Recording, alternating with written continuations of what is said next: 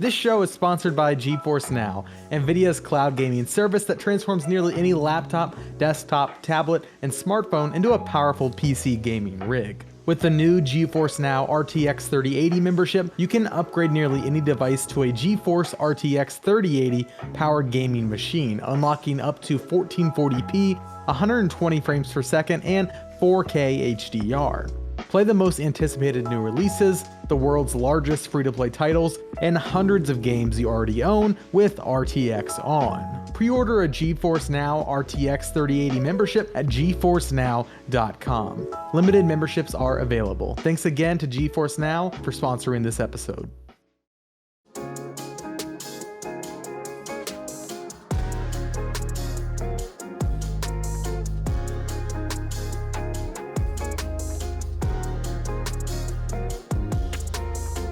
Welcome to the Game Informer Show, a weekly video game podcast releasing every Thursday. I am your host, Alex Stadnick, and as always, I'm honored to be joined by my illustrious co-host, Alex Van Aken. Hello. Thank you for having me, Alex. Glad to be here. It's been a good week, actually. I know, everybody's got a lot going on. It's the holidays. You're stressing out about, I'm going to talk to Uncle Gary at Thanksgiving. I really don't want to. It's stressing me out. Listen, you can put all your worries to the side. It's the Game Informer Show, baby. We're here to have a good time. It's November. It's my birthday month. Let's go. Shout out to all the fall babies. Happy to be here, Alex. The energy seems good. I'm with it. I'm good to know you're a birthday month guy. Do I have to get you a present every day? That is preferable. Yeah, that's why. Okay. That's definitely why I told everybody. So I can dig it. Join us each episode alongside a rotating crew of GI editors and industry folks from around the industry. Industry. I almost had industry. Industry. Special guests from across the industry. Excuse me. As we bring you the latest gaming news, reviews, and big man swag your eyes and ears can handle. This week is one of the bigger episodes. I feel like I've said that a couple of times, but like it is the season, right? As Alex said, it's his birthday month. So it's an entire episode focused on Alex's That's birthday. it, yeah. His favorites. We know his least favorite birthday is his 11th birthday, as he outlined last week. Yeah. Not a good time, but Not good. We'll talk about his favorite ones. No, I'm just kidding. We got jokes on the show. We're talking about Call of Duty Vanguard, Forza Horizon 5, and so much more. But first, let me introduce the two people who are questioning why they agreed to be on the show today. Jill Grote, the one and only. Hello, Jill. Oh. How are you? I am doing very well. I'm ready for this energy. We've got birthday month energy. Yeah, birthday month energy. I like that. BM. Uh-oh. BME? Yeah. You got to be careful. You got to be careful when you're not thinking about what these are going to spell out at the end. Yep. Hold on. Birthday month energy. And then, of course, the new stud himself, Wes LeBlanc, taking down all the... Hello.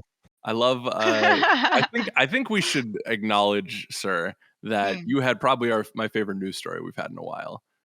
Gosh, which one? I've had a couple bangers, if I might be able to say myself, lately. Which one are you referring to? I'm talking about the king of kind of funny, Greg Miller, getting taken to task. Down. Just roasted hard. Expertly done.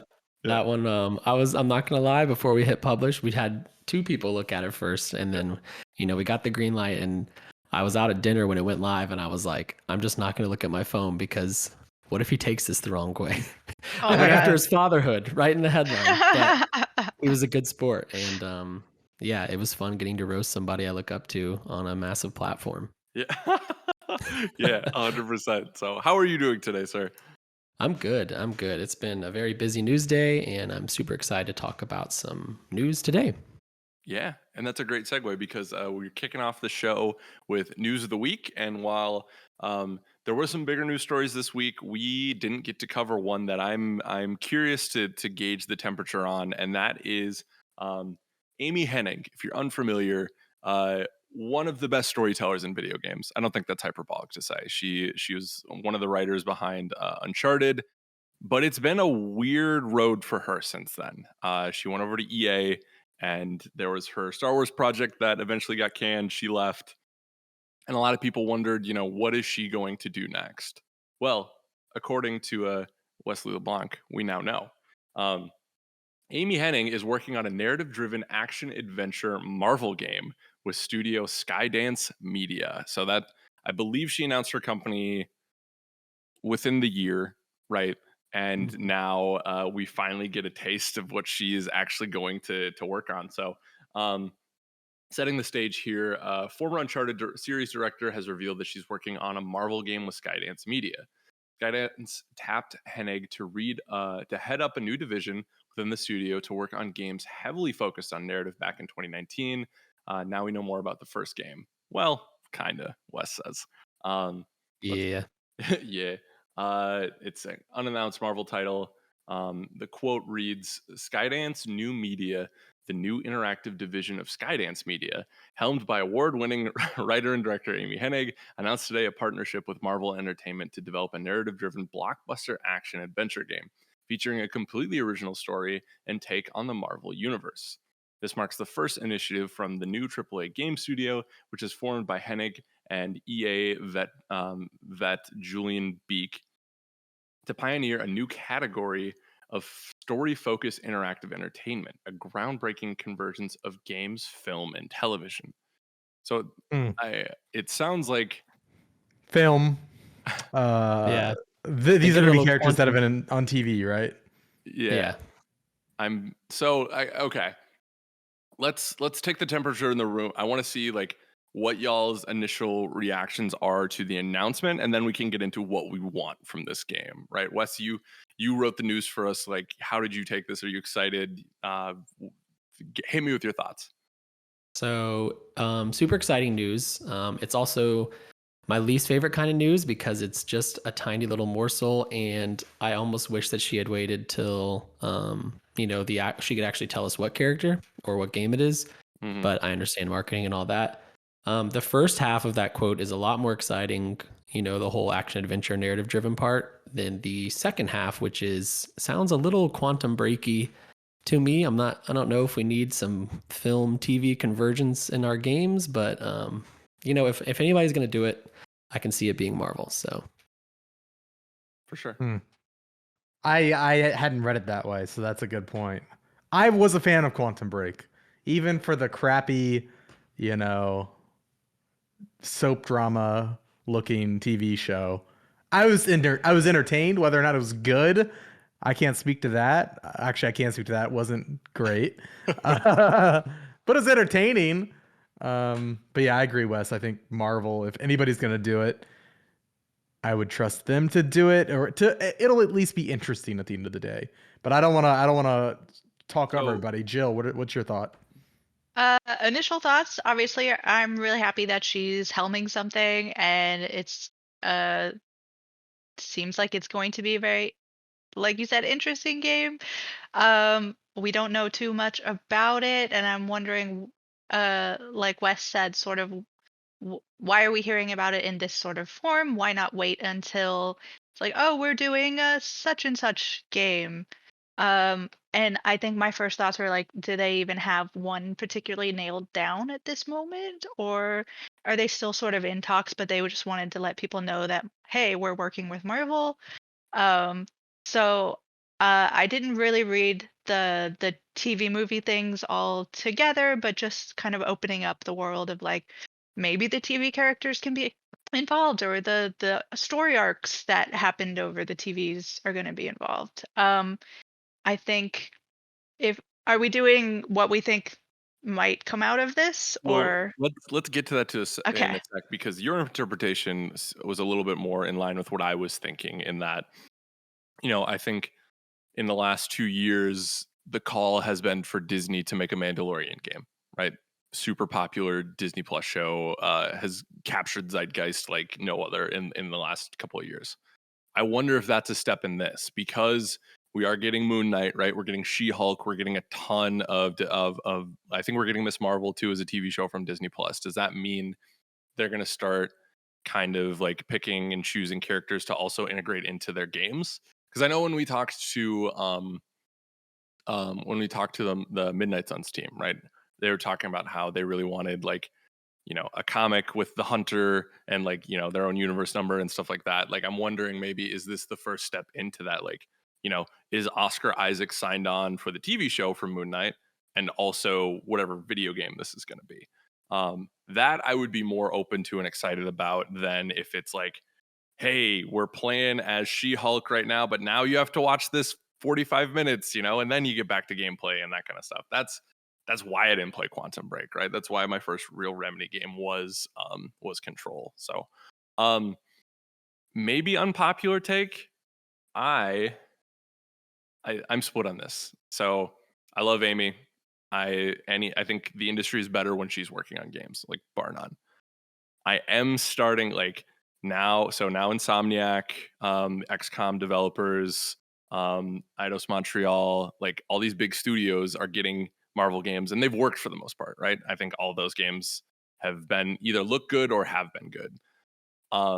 Starting to get a little fatigued, and I'm starting to worry that a lot of these bigger studios are going to be straddled is not the right word, but working on Marvel games. We're going to see a lot more licensed stuff than original IP, because I think Amy's brilliance is in her writing and her character work, which will come through in Marvel, no doubt about it. But there's certain limitations that come with that, right? If she wanted to hit more mature themes, her and her team, right, that may be a little bit more challenging, because some of these heroes you can't do that with. On the flip side of that, though, Marvel has also shown a lenience to these developers, especially like, Insomniac's a good example, right? Where, they seem to be able to do what they want and tell their own stories. So that's encouraging, right? But like, I was like, oh, I kind of wanted something original from Amy and her team. You know what I mean? So it's kind of like when like Florence Pugh signed on to be in the MCU. I was like, I just want you in more Midsummer or movies like that. You know what I mean? I don't necessarily like want you as part of the machine, which I know may not be a popular take, but it's who I am. No, I think the fatigue has been here for a while, and there are a couple of exceptions that kind of stand out. Like I think the Insomniac Spider-Man games kind of were hitting for me when I was kind of done with superhero games, and I was kind of reluctantly playing them and was pleasantly surprised. But I don't have much interest in the other superhero games. Midnight Suns, I'm interested in because of the card-based system, but the characters I could give little to no care about at this point.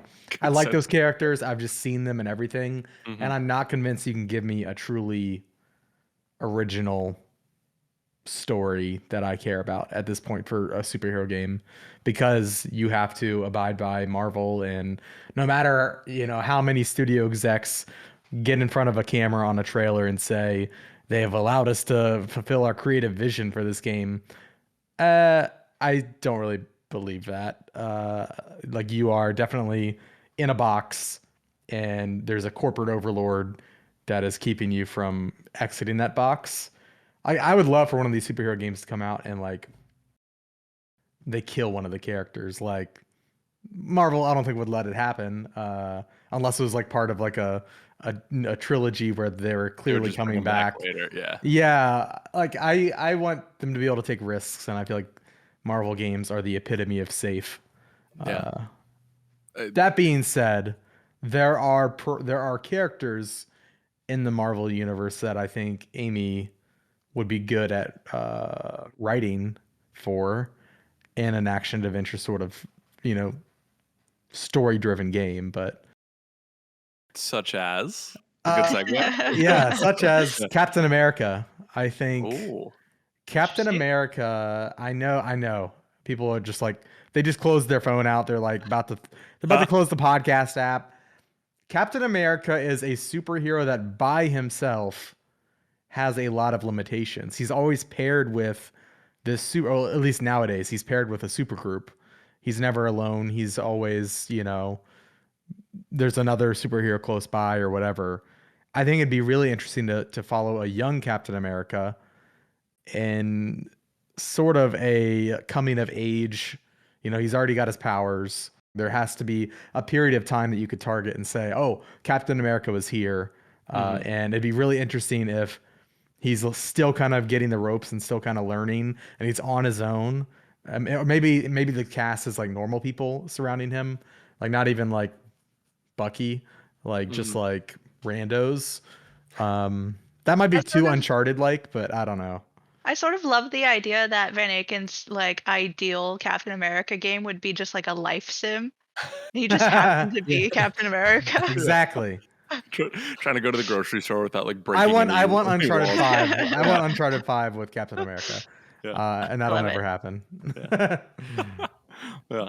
Yeah. Jill, how about you? Oh, my mind goes everywhere for this. There are so many things that I like. I do feel that fatigue, but then you get something like Insomniac suddenly says they're going to be doing a Wolverine game, and I don't know anything about that. But then my excitement is through the roof again. So I think as soon as they officially announce whatever this is, it'll be the same thing for me.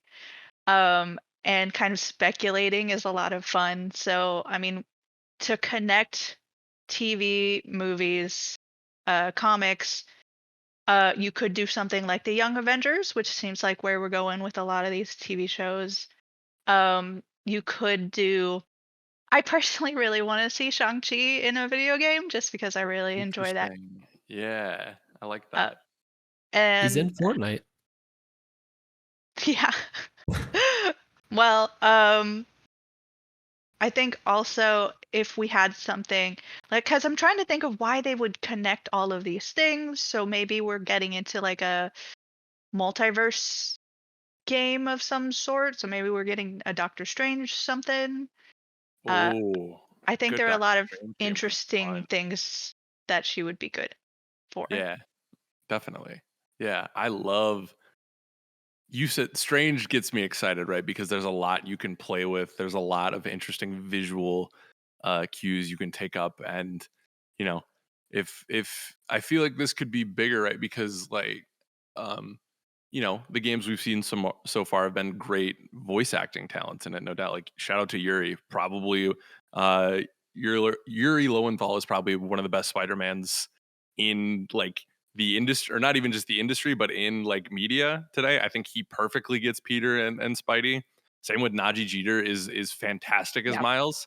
But this is an interesting thing because like would Benedict Cumberbatch in 2022, 2023 be in a video game like that? Like that's an interesting idea, and I could get behind it if it was Hennig directing and writing, Cumberbatch doing the voiceover, and like a team that understands action adventure that like teams up with that.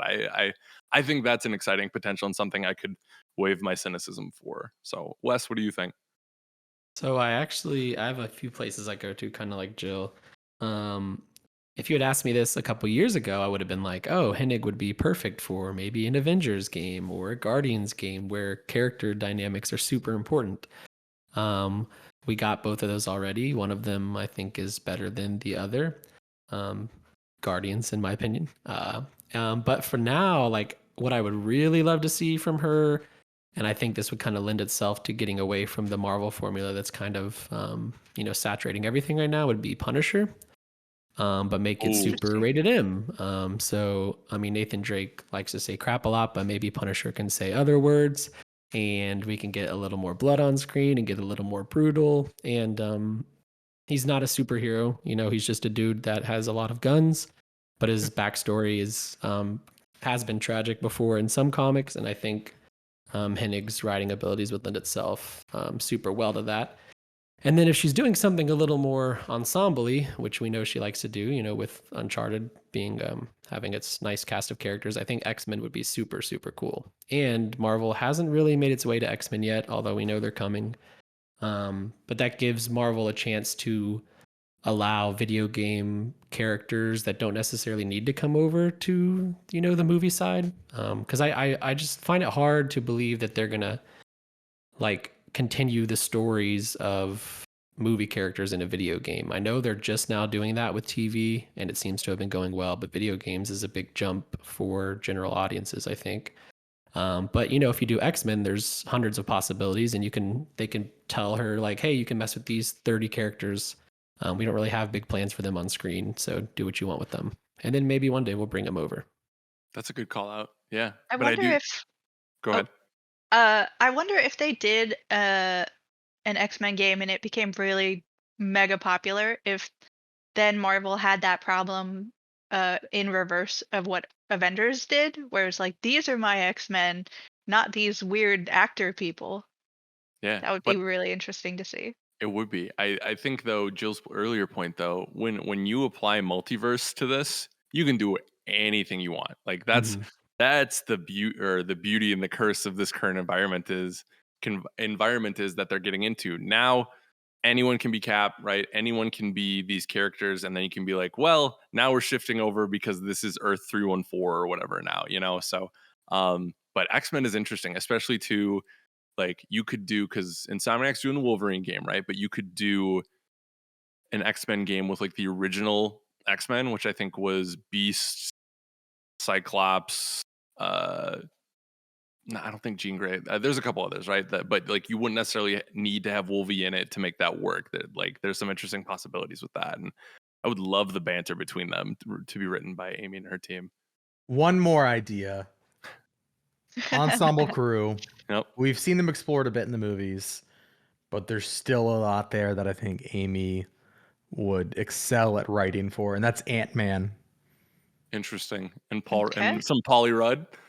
Or somebody who sounds like Paul Rudd. Yeah, yeah. Like, hey, give it to Chris Pratt. exactly. Yeah, that's exactly what I was thinking. He needs work. Like we gotta throw him something, right? Yeah, definitely. I think Ant-Man could be cool. I don't know. I'm just looking. I've got a whole list of the superhero Marvel movies on my screen, and there's like 50 of them. And the only two that made my eyes, twinkle was Ant-Man and Captain America. There you go.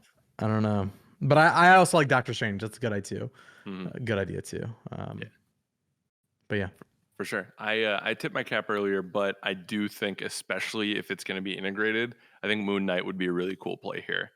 And just the idea of Amy Hennig getting to work with Oscar Isaac on something, if that's the route they take, that'd be would cool. be really I'd be cool. down. And I think Oscar Isaac, just with his breadth of work and what he is up for, whether it's talking to him in interviews or like the movies he's been in, right? It feels like he would be down to voice a game. I don't know why. Maybe I'm just Oh reading the tea yeah. leaves. Like, Well, he wants to do Metal Gear Solid, so oh, that's like Oh right. he yeah. definitely Yeah, wants into games. So yeah. I totally forgot about that. Yeah, yeah. and I think Moon Knight, and I don't know a ton about the character, right? But I think that connection could be interesting. I think he's do y'all know anything about Moon Knight? Yeah, he's like kind of Marvel's Batman, basically. I was gonna He's say, he has powers, but as far as like he's brooding, likes to do things at night, mm, watches over an entire city. Yeah. yeah. Where's All um, White? Whereas, oh yeah, yeah, but like to maybe get something a little bit more like Arkham-y than Uncharted could be interesting. A little bit more like detective focused and open world, like that could be interesting with her and her team. I think Moon Knight could be a cool play with that. So we'll see. I know we on the show we questioned the timing of it. I think this feels like if it's something we knew about already, this would be like, oh, Game Awards. We're gonna find out what this game is because Game Mhm. Awards is only a month later. I think it's too soon. I think they're just like, hello, this is happening and this exists, and we'll see y'all next year. Like, and that'll Yeah, be great. Because like right now, like we covered it, but like we don't need a ton more Marvel stuff right now because we have Midnight Suns, Spider-Man 2, Wolverine. We just had Guardians. Avengers is still rolling. oh, I'm getting tired already just thinking about it. He's taking it. Alex is gonna take a nap real quick, but so Um the fun will Speaking of continue. Midnight Suns, right when you said that, a tweet just dropped that Midnight Suns has been delayed to the second half of 2022. Look at that. There's Well, some news for you, folks. yeah, Breaking news live on You air. heard it here. yeah. There we go. See, this is why we did the news section, right? For moments like this. You said quarter Q2. two. Yeah, second half of 2022 is Oh, what it second says. half. Okay, Oh, so Q3, Q4. gotcha. We've made the decision to move our launch window to the second half of 2022, so that even sounds a little shaky in and of itself. Okay. Well, if y'all want to know more about Midnight Suns, we got a lot on the channel about it, and and over on GameInformer.com. But interesting. Okay. Well, I mean that's another game we don't have to worry about coming out in the first 3 months of 2022. Amy, release your game next year, first In half of February, 2022. Yeah. please. You can do Plot it. twist being delayed because Amy is taking over the writing of Midnight Suns. You heard it Oh here my first. What? Exclusive world premiere. World Oh, premiere. that was so good. Please do that for game. Let someone just record that and we can play that. There we go. Perfect. Cool. Well, I'm gonna let y'all take a little break. I know we're all getting there's a lot of work on that one. We're gonna take a little breather, but we'll be right back with the topic of the week. Welcome back to the GI Show. Topic of the week. It's a big one. A little Call of Duty action, and I brought on quite the panel to talk about that and more. We have Dan Tack joining us. Hello, sir. Well, hello, Alex. It's great to be here today. Always love being on the pod. Let's get wild. Let's get wild indeed. And of course, speaking of wild, K-Star, Kim Wallace in the building. Hello, Kim. Go! Poggers, as the kids say, right, Tack? I mean, we all say that. We all say that. It's a part of life. And of course, the beautiful boy himself, Brian Shea. Hello, sir. Hello. How are you? A more measured approach than Kim or Dan took, but There we go. I'm here nonetheless. It's a Can nice. I have one of balance, those guitars in the background? You don't need 3, right? Absolutely not. He's play. Haven't you seen him play 3 guitars at once? It's a sight to Yeah. behold. It's really beautiful. Is So, that my any hidden talent. Yeah, that's for your COVID practice. 3. yeah, that's pretty good. Shay wanted to one up everyone else. But today, topic of the show, Call of Duty Vanguard, the new entry into the iconic series of Call of Duty. And Dan and I have spent the last 3 days playing it, and Dan is writing the review for Game Informer. Let's start wherever. Let's start wherever you want to. Tack. Do you want to go good first or bad first? I mean, hey, as it has been the rule in Call of Duty for many years now, it's not really just one game, right? There are 3 very distinct experiences. I think that's what they've been shooting for a very long time now. And there were a couple of hits and a miss on this one. That's happened before. So given the annual pacing of the franchise and all the issues that studios have been having with COVID and many other factors, it's a testimony that this game got, I'm glad we got a Call of Duty again this year, and I'm glad it's pretty good overall. Now, depending on what you're looking for in the game, though, it may not be for you. I did not like the campaign at all. I think it was one of the worst ones that I've played in my long time covering Call of Duty. But you don't bet 100. But no. If you go 2-1 in like a search and destroy match, you're feeling pretty good, right? Yeah, and you were a pretty big fan of Call of Duty campaigns, right? Historically, yes. I think I've also gotten to do a lot of the really good ones, like Infinite Warfare, and yeah, sometimes they're great, other times they're really weird. This one seemed to lack any kind of this one was just a struggle, I think. We have a game set in World War II, so you have to kind of keep some kind of historical base, but they kind of go off from that at the same time, and it's kind of doesn't really have a sense of itself whether it wants to stay rooted in realism and the historical accuracy of World War II, and then it just goes to some very, it kind of plays it going into the possibility of the Fourth Reich and the Phoenix Project and these other things. It sort of bandies that about hey, that could have happened, but at the same time, and then you have really grounded characters, and then you have really ungrounded elements on top of it, which makes it just seem at odds with itself at times. There's a character. Okay, so for example, one of the characters, their superpower is that they can hold different kinds of explosives. So they can have grenades and and charges and all kinds of different things at the same time. That's their superpower. Another guy's superpower. That's my favorite Marvel hero. Speaking of Marvel heroes, another guy instead is more gets X-ray vision and auto sight. It's wait a minute, what am I doing here? Wait, you're trying to keep things grounded, but it's not grounded, and there's it struggles with that sense of it, and it tries to keep it also doesn't know whether it wants to be a hammy, buddy movie about this squad that infiltrates Nazi Germany, or if it wants to take a deeper look back and be well, this is World War II, it's very let's hit some of these set pieces and treat them with some reverence and stuff like that. It's all over the place, and it doesn't work for it at all. Not to mention, here's the big one.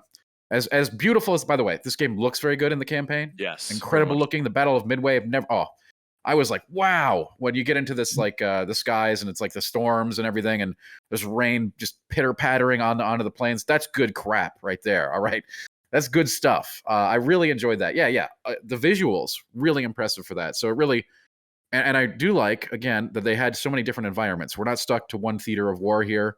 We're all over the place. We're in North Africa. We're in the Pacific, and of course we're in traditional the European fronts. And they all look beautiful. That said, these are some of the most boring Call of Duty set pieces in the campaign that I have experienced in the campaigns. Bummer.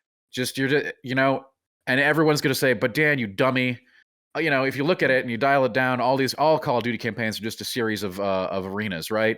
I'm like, yeah, well, you know what? They just don't mask it well here. They have awesome situations that they never capitalize on. You get this really badass sniper character, voiced by Laura Bailey, right? And she's awesome. There's so many things you could do with this character. Instead, they have her hiding under desks and climbing up walls. You could have had an amazing, like this is like a home run just waiting to happen. Like it's just the ball's just sitting there.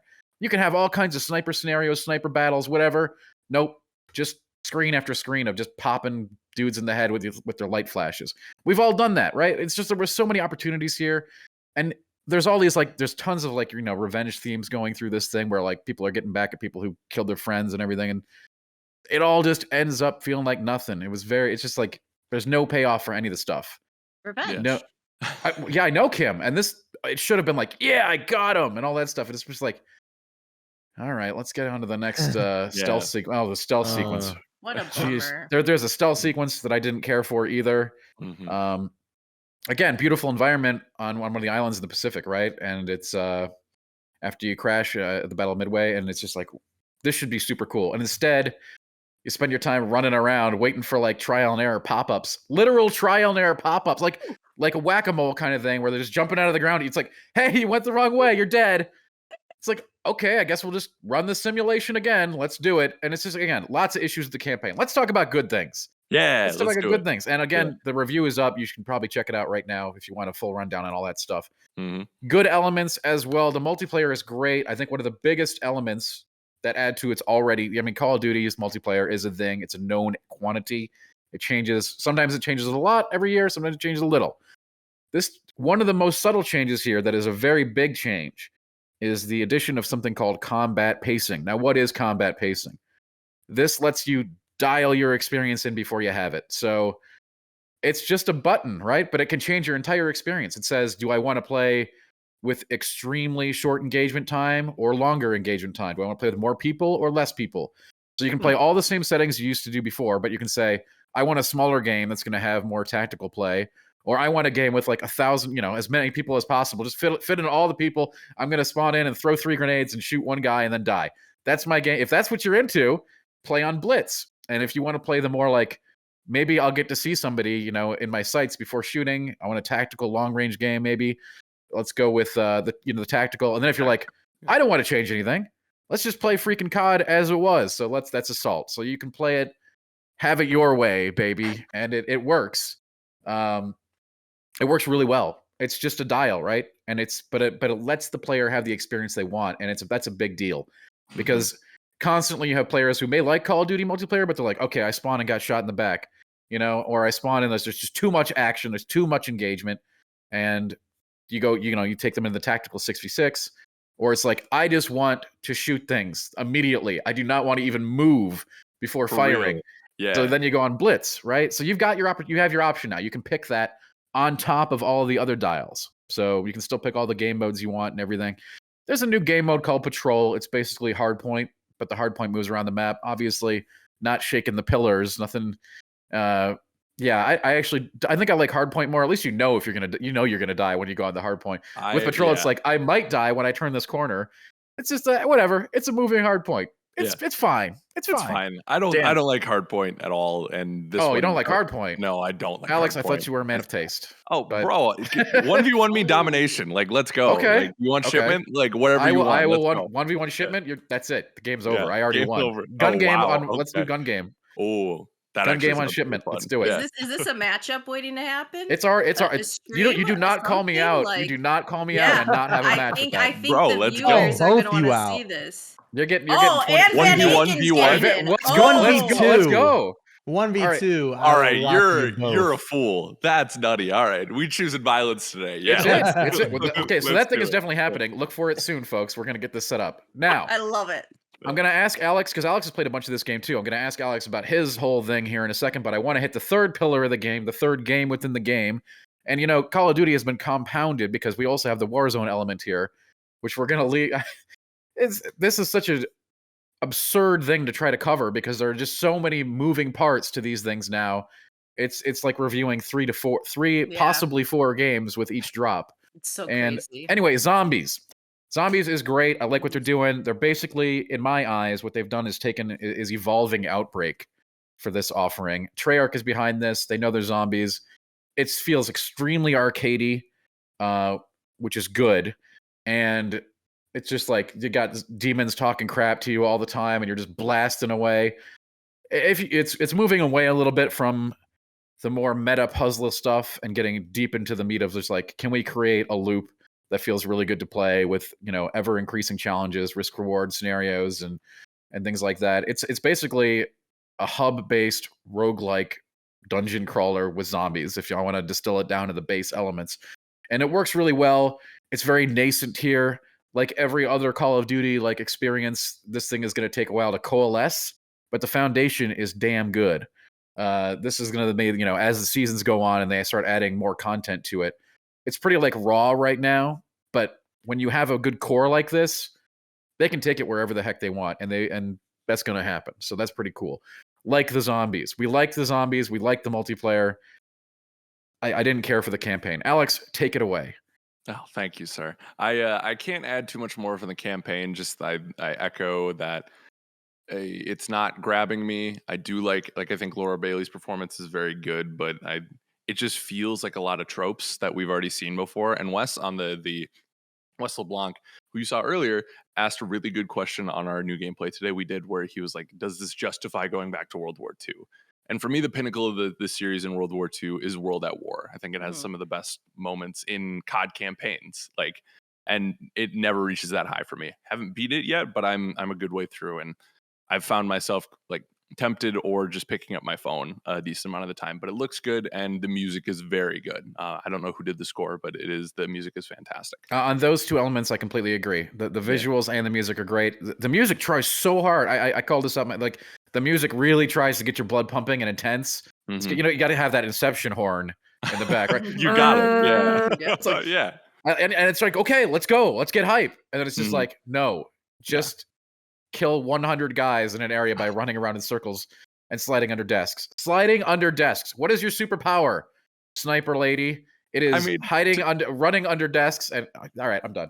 To be fair, could you and I slide under desks like No. that? I don't think so. No, but we're not. Are we in Call of Duty? Seems No. more like acrobatics than superpowers. Yes, definitely. No, those are. Which, to be fair, is a superpower pool in the classic MMORPG City of Heroes. I'm definitely saying that they don't have superpowers, except for the one guy. Wade Yeah. Wade has the ability to literally see through the environment and auto aim on everybody within. Yeah. It's just such a disconnect. And again, you keep feeling these disconnects throughout the thing. And people are going to be like, I'm too picky. I liked a bunch of other crappy COD campaigns. It's all out there. I've reviewed a lot of COD games. I've done a lot of COD covers. I don't know. So this campaign just didn't work. hit. Yeah. And especially I think it's hard too, because when it's juxtaposed against those two other pillars, I know where I want to spend my time. Sure. Multiplayer is an upgrade from last year from Black Ops Cold War. It's not, I don't know if it's going, it's early, right? I instantly felt better about it than I did last year's thing. Is it going to be Modern Warfare for me, which is one of the better ones in this series? I don't know. I still. The thing with COD is when we do a review for COD or pretty much anything else, it's a snapshot of what it is at the time, right? Yeah. And with COD, you have an evolving game that constantly changes over the course of the year as we head to the next annual title. And now they all intersect, and there's progression systems in games that intersect with progression systems in the other game. Yes, it is the weirdest box copy beast I have ever seen with all these intersecting segments. So anyway, Yeah, It's a but two. It's they hit on some of the things here. I'm really going to. I really enjoy them. I love the new shotgun. I love the ammo. Mhm. Incendiary ammo is my new favorite. I'm putting that in every gun I ever use. That's a lot of fun. It's like DOT on top of it. It's like, yep, I hit you, they get you, but then you see like a minute later that you burned them, and that's like, yeah. Yeah, so but I do think the multiplayer has a lot of potential this year, and has, like, I was going into this not expecting a ton, but I was surprised at how good like the MP40 felt again, because I was like, I've been there, I've done that, I know that weapon, but it's like, oh, okay. Like, or the STG, I was like, all right, this is starting to click for me again. And that combat pacing is no like it. I was shocked at how much of a difference it felt when I was playing it. Like Domination Blitz, you can get 100 kills easy, like in 5 minutes, Sure, like, or sure. Hey, elimination. So you can make your own martyrdom perk. You just that's For what I real, was yeah. actually doing that just to see if it worked. And Mhm. yeah, it's just like, all right, I'm gonna empty the barrels of my shotgun, and then I'm just gonna pop the pin and run into the circle, and it Yeah. works. Yeah. Oh And yeah. if that's your thing, then blitz mode is for you. And if you're one of those people that's like, wow, that is not even a game. How can you? I don't want that at all. Yeah. You got the again, that it's a very subtle thing that is. It's a small thing, but it's a huge thing. It changes the game completely and lets you play how you want to play. Mm-hmm. And I found that very refreshing. But I think for the first time in a while, the zombies mode is my favorite thing I've played out of this, because of everything Tax said.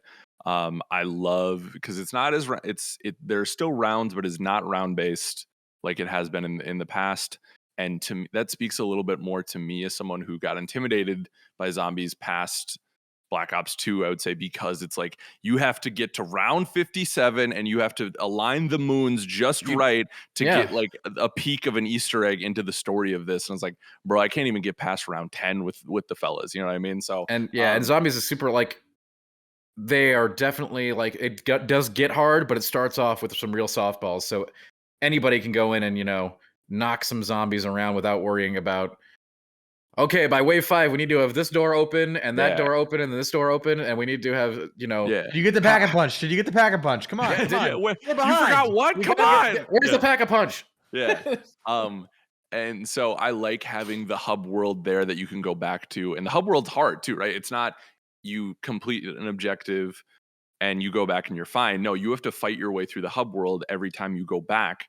But then once you do that, there's safety. And then you can wipe the sweat from your brow and go, okay, cool. Now I can do pack a punch. I know where this upgrade station is for my armor here. And I'm also going to go to the altar of there's an altar. You can get, like, sort of, you can tailor your character with new different effects, like turn zombies to your side or have zombies explode when you kill them, which is or awesome. fun stuff like that. Those are just perks on top of course, what you're going to do is you're going to take all your money and spend it at the mystery box, as you would have done anyway, as you must. It happens, it happens. So it's so wild to me how the zombies mode has evolved. I still remember playing World at War in my my senior year of college with my roommate. We were just sitting there, and then all of a sudden, the campaign ends, and then like that scene where like the zombies are running at you. I guess like your plane went down or something like that, and the zombies are running at you. And my roommate just he couldn't get over the fact that there were Nazi zombies, and he was just like, Nazi effing zombies. Like, he just kept saying that over and over again. And then we played that mode like forever, basically. Like, we played that constantly. It was like that and Army of Two were the two games that we just played nonstop my senior year of college. But yeah, like, it's wild to think how far this mode has come. And like, it's wild to think that it is now like a key pillar of the entire series. Yeah, it was just like a spin-off mode at first. Like, and it was just like, all right, this is something cool that the people at Treyarch did as a bonus. And now it's like you said, one of the key pillars to the Call of Duty franchise. And I haven't played zombies mode in a few years now, nor have I played like a significant amount of the multiplayer since I guess Modern Warfare was the last time I put any like amount of time into the multiplayer, the remake or the reboot, whatever they ended up calling that, from Infinity Ward a couple years ago. But this is one that's sounding like I want to put a lot of time into both zombies and competitive multiplayer. Yeah, I am really happy with how those two packages have turned out. And I know I said, I think the zombie experience is going to appeal to a little bit more casual people, like the people in this call, right? Because like I feel as though this iteration of this lends itself to being able to, okay, I'll play a round or two. I know I'm not in for, a 3-hour affair if I don't want to. There's an option to exfil at any point where you can, take your progress or whatever that whatever progress you've made and get out of there. You have to fight your way out, but like you can hit that button at pretty much any time. So it's nice to be like, okay, I got an hour. Let's play it around there. Let's play a couple rounds, pop in, pop out. And we don't know what's coming in that, but we were told that season 1 is going to bring about some of those Easter eggs. So if like that's what you come to zombies for, it sounds like that's going to be there as well. So I feel like Treyarch is really balancing this in a nice way. So, which leads to a pretty solid package. Like we said, 2 out of 3 ain't bad, right? And one other thing, not explicitly part of this, discussion, but Warzone getting a new map next month, obviously, is a super big deal on top of that. And all of the Call of Duty games progression flow will go into Warzone as well. That includes this game and the last 2 games. So these are complicated pieces, moving pieces. Anyway, reviews on the site for this one. Check it out. An 8.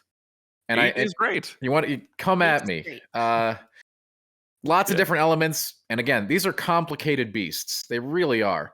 I'd say that they're one of the more challenging things to review because of so many games being within a game and different elements, connective tissue all over the place, right? Long gone are the days where I can just be like, all right, pop in a cartridge. This is what it is. That is, we're going to play it and it's done. Yeah. It's anyway, check it out. I think for sure. Yeah. And yeah, I went from having no hype for this game at all this year to wanting to play more, which I think is a good indicator of that. So and I will say, score notwithstanding, like text is important too. So like if you are a campaign person for COD, then I would probably urge you to, pass on this one. But if you like the other elements or you're interested in the other elements, definitely good stuff coming. So definitely. So check out Tax Review. We have 2 NGTs up on the YouTube page featuring the zombies mode in the campaign for a little bit more concise version of our impressions of that. Also a reminder, Activision Blizzard lawsuit still going on. We had a couple of developments this week with one of the heads stepping down, delays of Diablo and Overwatch, and that's still really important to keep up on. So be sure to check that out on the site as well. So we're just gonna flow right into the playlist, baby. We got a ton of games to talk about this week, and I'm here for it. Brian Shea, sitting there, yes, sir. all patient and pretty. Hello, sir. Let's talk about a true GOTY contender. Let's talk about Forza Horizon 5. Yes. So the Forza Horizon series spun off of the Forza Motorsport series, which has always been kind of Xbox's response to PlayStation's Gran Turismo, like sim racing. Forza Horizon, however, is like, it's still a simulation, but it's so much more forgiving. It's so much more, I'll call it arcade leaning, not arcade style. Like, because it's still, like I said, it still takes a lot of simulation elements into account, but it's definitely a much more approachable. You're driving around an open world, racing across, like, a lot of off-road courses, a lot of street races. There's some arcade elements, like in terms of like mini games. There's jumps that you can take. It definitely appeals to a much broader audience than like a simulation style racing game would. That said, this is an incredibly competent racing game. The mechanics are super tight. The sense of speed is just downright phenomenal, and it's one of the best racing games I've ever played. Wow. So I watched your review, or read your review / watched it. What is so much more of a standout from like 4 to 5, right? Like is it the visual upgrade? Are the controls even tighter? Like, because the Horizon series is, other than Mario Kart, I would say is my favorite racing series. So like what's bringing me to this new world here? So Forza Horizon 4 took place in the UK. Forza Horizon 5 takes you to Mexico. And with that comes what I believe is a more engaging, more diverse world. There's 11 distinct biomes within Mexico in Forza Horizon 5. The controls, maybe they're a little bit tighter. I didn't notice like a huge upgrade, but they didn't really need a huge upgrade because like you said, the controls in Forza have always been incredible. And I also think that like they've figured out the pacing for how to progress you through the story and the campaign. I mean, story is a very loose term here, but there is like a campaign elements where you're building out this festival. So, you know, as you start off with one festival location, and then you expand to you can choose like I think 4 or 5 other locations across Mexico in order to expand out.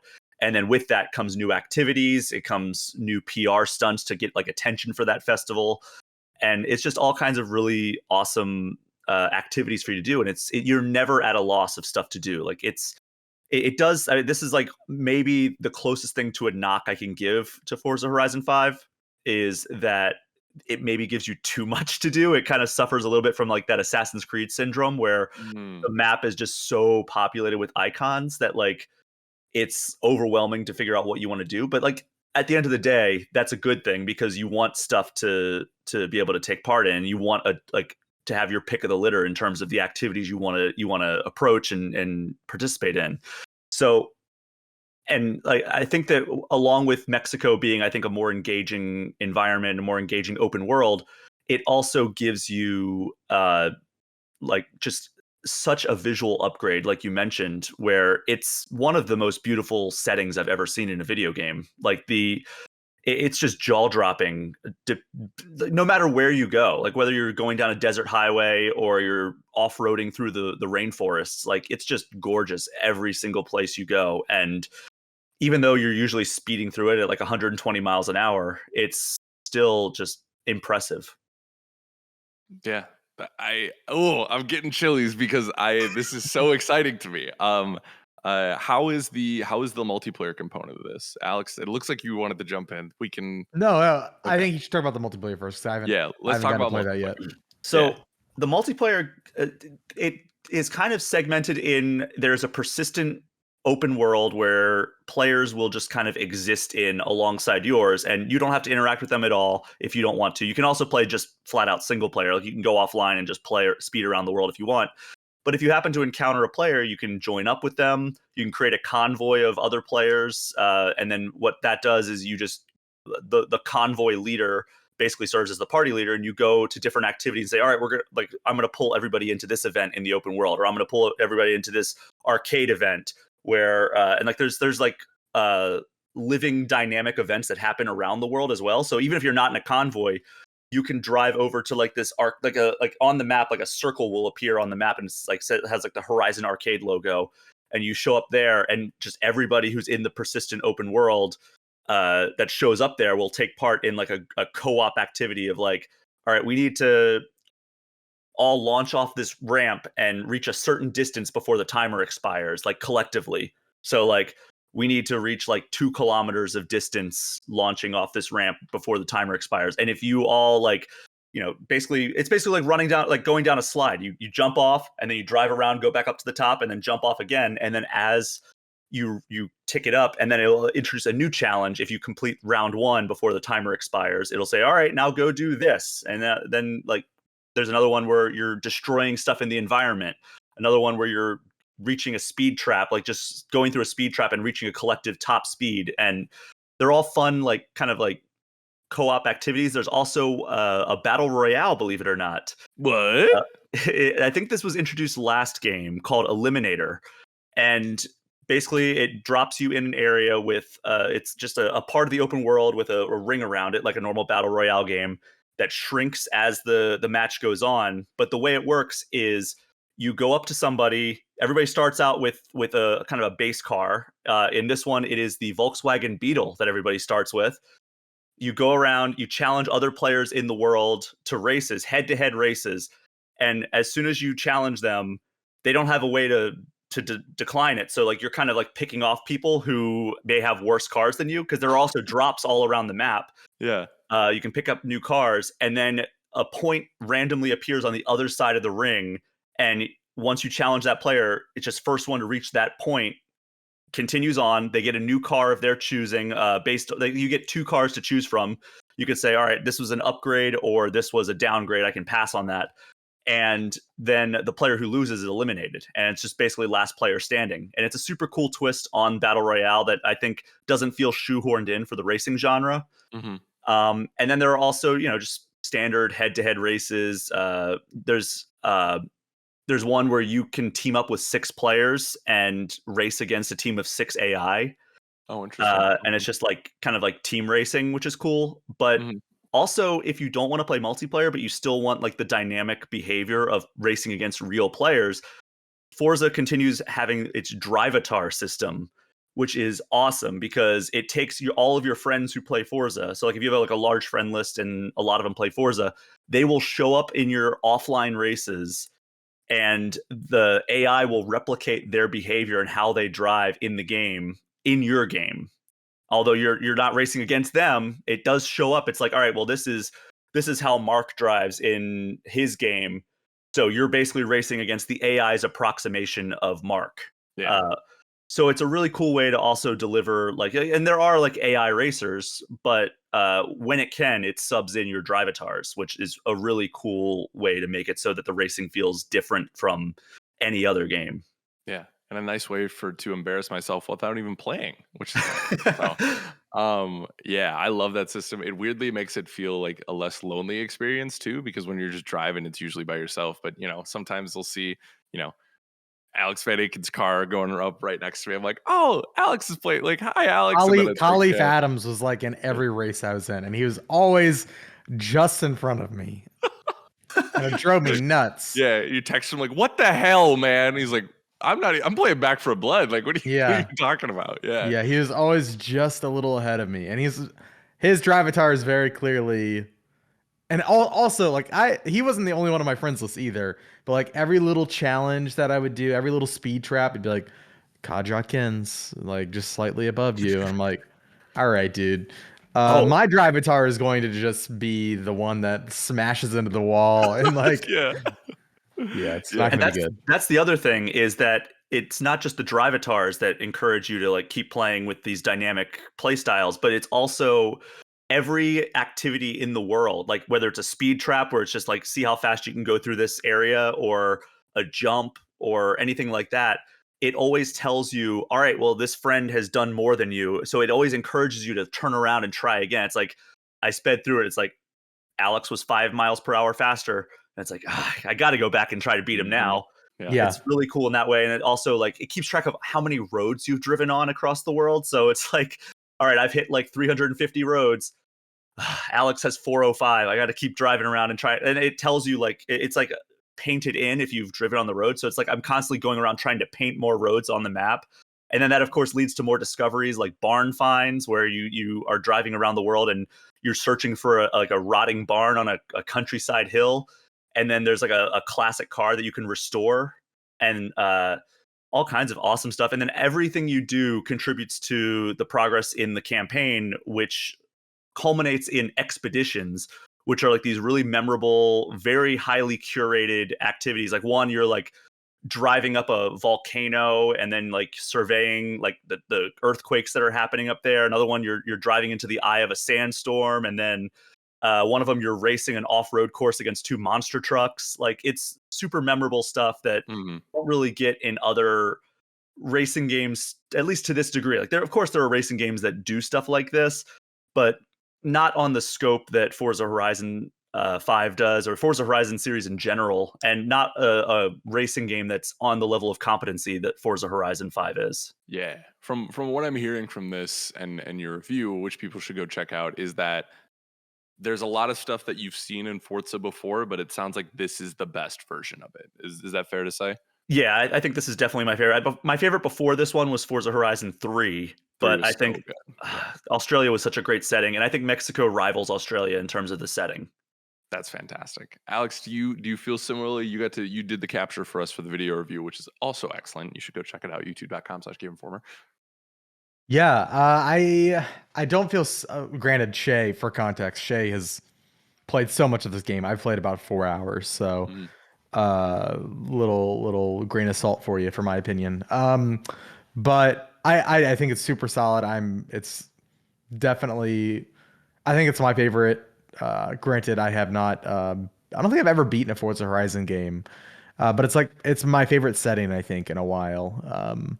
It's Mexico, like Shay said, 11 different biomes, the way that they are all connected feels really natural, and like I start to develop a sense of awareness of where I'm at, and like, oh, if I just head over that way, even without the waypoints, like I kind of just have been getting to know the roads I've been driving on. It's like, okay, well, if I just take this here, I think that'll take me back to the festival. Of course, they have waypoints if you want that, but yeah, and it's my favorite thing to do in Horizon is just to go off the beaten path and just drive and see what I find. At one point, I drove around through like a Stonehenge sort of rock gallery that was like off on this random part of the map, and like the sun was rising. It was all misty, and then I went and found like an old train track, and I just drove along that for a while. And this game, if you just want to drive and like shut your brain off, and this is the game for you. And I needed that this week. Yeah. And Holy but Lord. Yeah. I don't, and I will say, like Shay said, this is his favorite racing game ever. I've seen other people review the game saying it's their favorite racing game ever. If I had to think about it, I mean, I've played 4 hours, so I'm not going to sit here and say it's my favorite racing game ever. But it's really solid, and I feel like it's more of the same, but that's not a bad thing for me. I think I probably played about 25 hours of Forza Horizon 4, got into the different seasons, and like they had like autumn, summer, winter. Shay, those aren't in this game, right? They are. Oh, they are? Oh, good. Yeah. I haven't gotten that far then. Okay, cool. Well, that makes me even more excited to play then. Because that was some of my favorite stuff in Forza Horizon 4.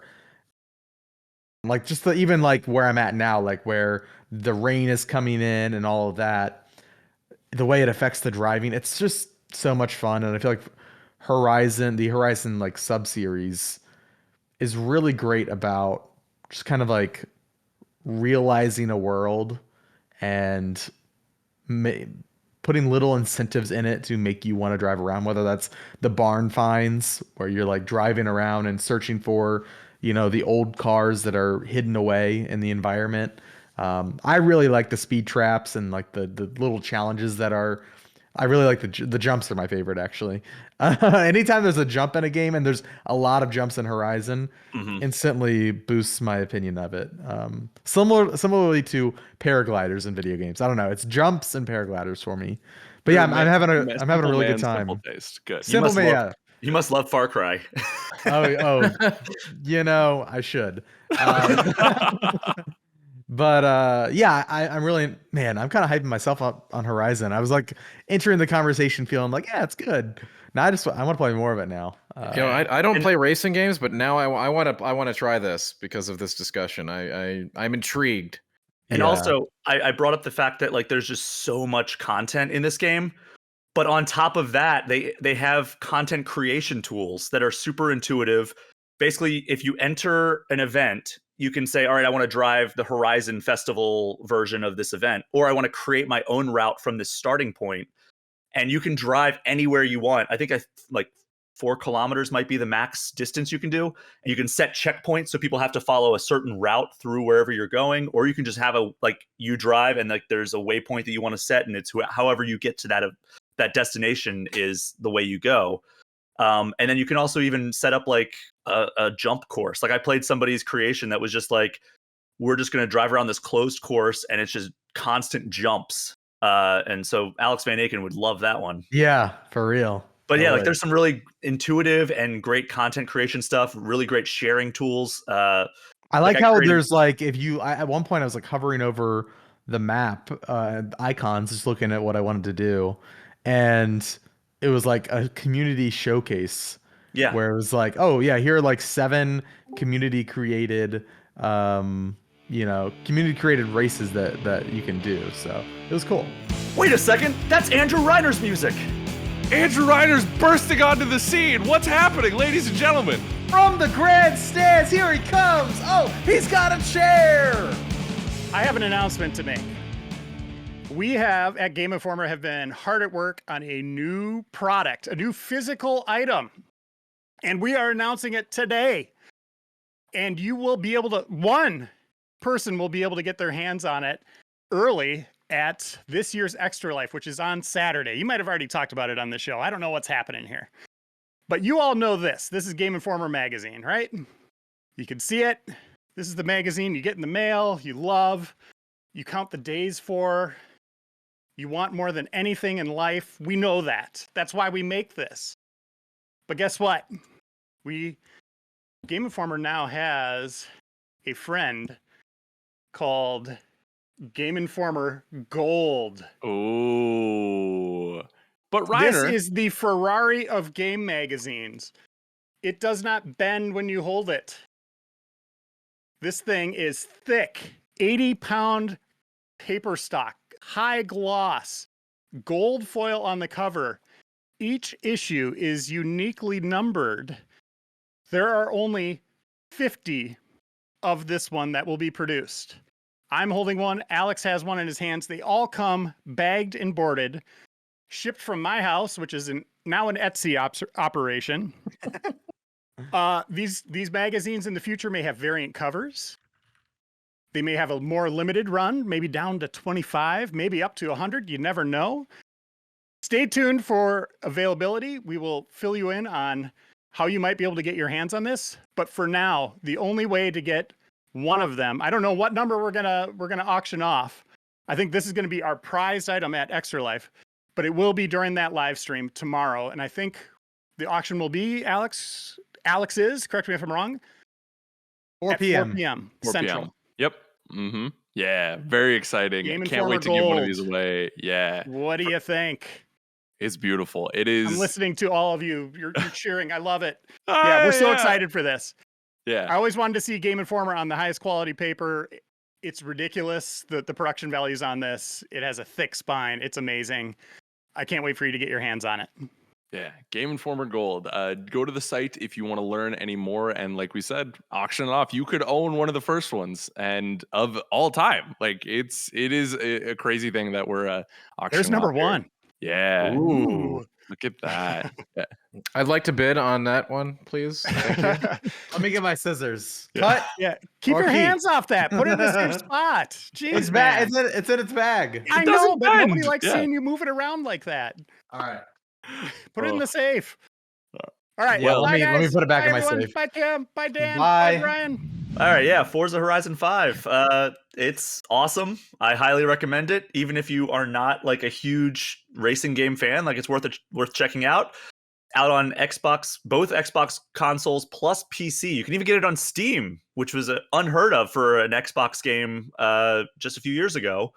And it's also on Xbox Game Pass, which is how I think a lot of people, if I wasn't reviewing it, that's how I would be playing it. And I think if you're an Xbox Game Pass subscriber, you can also, I think, upgrade to like the premium edition, which comes with the expansions that are coming in the future for like a smaller price. So it's not like you have, like, it's just like an upgrade fee. So check it out.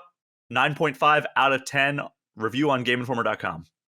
Wow, that's a score. Good Lord. Well, there's been a lot that's happened today on the GI show. I'm reeling right now, Alex. Yeah. And we haven't even hit the best part because K-Star's in the building. What's happening? What is that? That's Jack Frost, and he's adorable. Jack Frost Gold? Are we auctioning him off as well? For the audio listeners, Kim has a Oh, giant God. plushie Yeah. of an Giant anime Jack character of some sort. Frost. Oh my gosh, guys, this is like the SMT mascot here. Get your acts Is it? together. Yes. Yes. If it ain't Pokemon, You're I ain't killing me, interested. Sal. It's a little white vampirish Well, it's- creature with it's a blue hat. Vampirish. Come on. Hey, look at this, he's got Vampirish. fangs. It's a snowman. He's a frost thing. How's he a casts snowman frost gonna have magic. fangs? Oh. You know, it's funny my that you called God. it Alex, it's funny that you said, Pokemon, whereas SMT is basically like Pokemon for adults, right? So that's where I was going with Haven't- that we- without we've a said little this bit of the before. condescension. Yeah. There's a little because Condescension. There was no Pokemon- condescension. Hey, Sorry, you didn't know Jack Frost.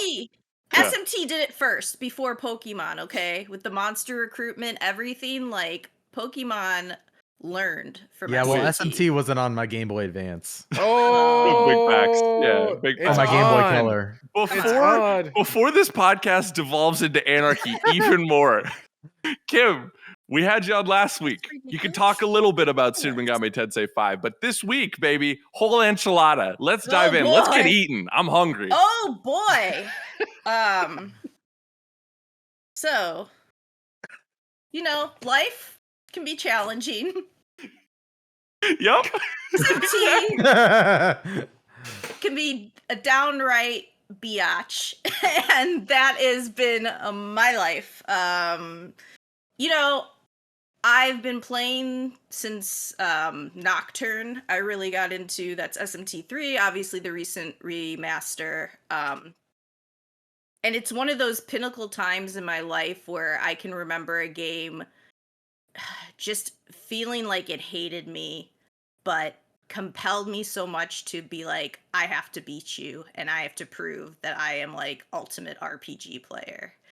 And I say this with, I reviewed 4 for us, and I really enjoyed 4. I gave it an 8.5. I thought it was really cool what they did with having 2 characters who were playing against each other, because a lot of these games have an alignment of law, chaos, light, dark, demons, angels, all those themes, all of them are coming back for SMT5. And I thought that was fun. So 5, now we get into 5, and you're like, what are they going to do next? Like, besides upping the visuals, it's, stunning 3D using the Unreal Engine 4, I believe. And it looks good in docked mode, as we've discussed. Undocked. Handheld. It looks good in handheld. Handheld, right? yes, Yeah. handheld. Yeah, Yep. I'm tired, guys. I can't. All I've done is play this game. I know. Oh, I know. it's taken a toll. It's just like, it's a hard, like, when you go, and I also want to say this, sorry, I'm all over the place, but You're good. you have to go into SMT5 if you're planning on playing with the right mindset, which is like, I'm not used to getting my butt kicked in RPGs, especially turn-based battle systems are my forte because I love thinking through my turns, forming strategies. With SMT5, I had to put myself back in the place of like, I'm going to die, and I hate to. Kim Wallace hates to lose. It's something that like I just can't, especially at my favorite genre. But you have to go into it knowing that you're going to have those moments where you're going to get real frustrated because you're going to enter a battle and it's just like your party's going to get one-shotted by some attack. But the fun of it, folks, is when you come back, you get better demons, you build your party up, and a battle that seemed like impossible to you, it's like, I don't even know why I thought that was hard before. Because you find a way to get around it. And SMT5, what it does well is it introduces, as I talked about on last podcast, demon essences. So you can take certain skills and give them to either your main protagonist or all the other demons in your party. Now, the extra bonus is you can take for your main character those demons' affinities. So I messed around with the affinities a lot for my main character when I would get in a boss battle and there would be like an attack that just like I knew it was going to hit and it was very devastating. So I'd find like an affinity that would block that. So that attack was always blocked. So my main character and anybody else that I could build a demon would be blocked. And so finding these little strategies, even like complementary skills between your demon party. So like sometimes it's as simple as an attack, like say you inflict sleep on an enemy, which like stat buffs and debuffs are really strong in this game. Don't forget to use them. But also status ailments. So like I put sleep on it. Another demon might have something that gives you bonus damage if you put an enemy to sleep. So if you use that, it's combining those certain skills for maximum output to your advantage. And I'm starting this way because I want to say, yes, SMT5 is a challenging game. I don't think the challenge is necessarily unfair. I think there's some unfortunate difficulty spikes that will piss people off, especially later in the game. I've put 40 hours into it, and I'm at one of those really big difficulty spikes where I feel like I'm just about at the end, and everything just got raised like 20 levels ahead of me. So I usually take enemies on at a lower level to begin with because I like the challenge, but it's been hard to go through. So just for a little like summary of this entry, like I said, it has a lot of that fun demon recruitment, demon fusion. It's still the negotiation system where you're talking to demons and trying, like, who are unpredictable. I've been called an idiot by these demons so many times lot. during Yeah. conversations and berated. But also, there's some new things that they've done to ease that. You can unlock a skill later that, like, if you fail a negotiation, like, you get another try right away. Or there's also something later where, the moons can affect their mood. So sometimes, like, I'll try to get a demon, it'll be like, oh, it's a full moon, it's too bright, I can't talk to you right now, so you can't even recruit. And then other times they'll be in a really good mood because of the moon, and they'll just be like, yeah, I'll join you. So paying attention to stuff like that. I know people will, it has kind of an archaic, like, save system. You cannot save anywhere. There, however, are a lot of save. I just want to, like, assure people there's a lot of save points. And as you go on to, you get a power where you can automatically transport yourself to the last save point. So say you get out of a really tough battle and you're like, oh god, I have no MP, but I won this hard battle, I gotta make sure I save. You can do that. So they've alleviated some of those issues, but I still had points where I lost progress, you know, because once you're in what this game does so well is it compels you to explore. And the world isn't exciting to look at. I mean, it's a post-apocalyptic, you know, world, a lot of deserts. But what they do is they fill it with such good rewards for exploring. Like, there are these statues that you can find that will, like, raise your demon's levels a lot. So level them up for free. So, I mean, that is huge because you can get stuff that are above your main character's level that way. So I liked finding those. There's these little me-man that you can find. These adorable little guys who, if you get a certain amount, you reach certain tiers because you bring them back to Gustave, like the shop owner. And he's kind of they're his pawns. And so you can get really great items that way, which I recommend. They're hidden all around the world, and some of them to find are really hard to get because you have to drop from, like, certain ledges and hit, like, a specific point and all that. But you get some of the best items in the game, which then can improve your demons. And that's what this game is all about, right? Getting the right team together, the party, to do that fantastic, like, the turn-based battle system is the best it's ever been. I want to say that first off as well. Like, it's the press turn that a lot of people will remember from 3, but you have more opportunities to, like, increase your turn count. I mean, you know, obviously criticals, weaknesses, but then you have these special, I think they're called, like, Matasushi. Yep. Suhi. Okay, thank Is you. that what it is? Okay. Wow. I still had no clue. So those attacks are cool because you fill a gauge by, like, landing attacks, and you can kind of alter that gauge too by opening up, you know, certain ways, like, you have these things you find called miracles, which then can purchase, like, certain ways. Like, every time you counter, you'll get more on the gauge. Anyways, these are really special attacks where, like, all your characters' next moves will be, like, a critical regardless of if they're hitting a weakness. Or my favorite is you can restore your party's MP, which is, I haven't gotten that one yet. that one is a godsend because some of these battles are really long, and I think that's what's upsetting is, like, you can get so close to the end and then all of a sudden there's some attack that wipes you out that you're like, oh, I didn't think of that. But part of my fun too is finding ways around it. Like, as you do the demon fusion with the skills, like, anybody who's played Pokemon, it's very similar. Like, you want to pass on, inherit skills that you like.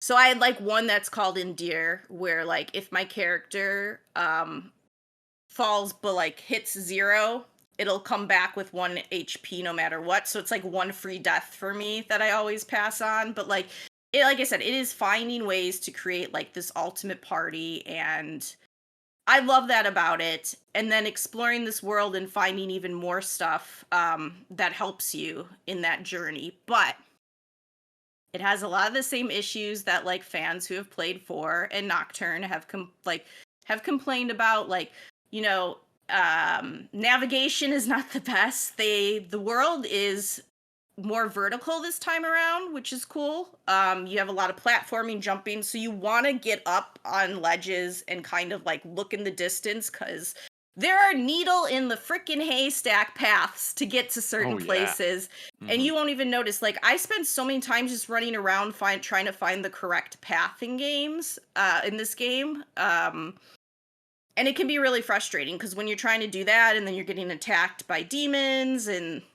you're like, I just want to find the way. But I mean, that's been in every SMT game where like it's confusing to navigate.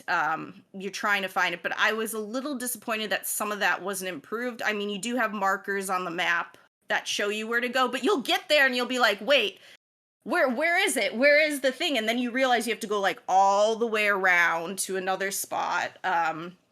There's some dungeons that have like these wind puzzles that'll knock you forward and back. And I had one, kid you not, I was like sweating and shaking doing it because I just wanted to get it right, because I kept missing it. But like, you'll have instances where you won't know that you need to make a jump at one point, because it just flings you forward really fast. And you're like, wait, I fell down there. What was like, I was supposed to jump again in the air, but you wouldn't know without. But then you have to go like all the way around from the very beginning and back up, and a lot of retreads. So it's like stuff where it's like the game, oh my god, this game is against me. It's doing everything in its power to make sure I don't get through this. And then you do, and you breathe a sigh of relief, and then you're like, oh, and now I have to do it all over again. So there's a lot of that. Like, it's really hard for me. I like that it really does stay true to SMT. It's not trying to change the core of SMT. It's retaining that classic feel. I feel like what SMT does really well is that battle system, is the demon fusion. It's all about that gameplay, that hook that drives you just to be like, I'm going to get a little farther today. I'm going to beat this boss that seemed like there was no way I could even beat it a few seconds ago. I'm going to find a way around it, get there. But for me, I was a little disappointed so far. Like, it took 35 hours before the story really started to pick up. And, like, story has always been, like, very background in these games in general. Like I said, the themes carry over, but I just remember in SMT4, I felt like I had choices that came sooner that meant more.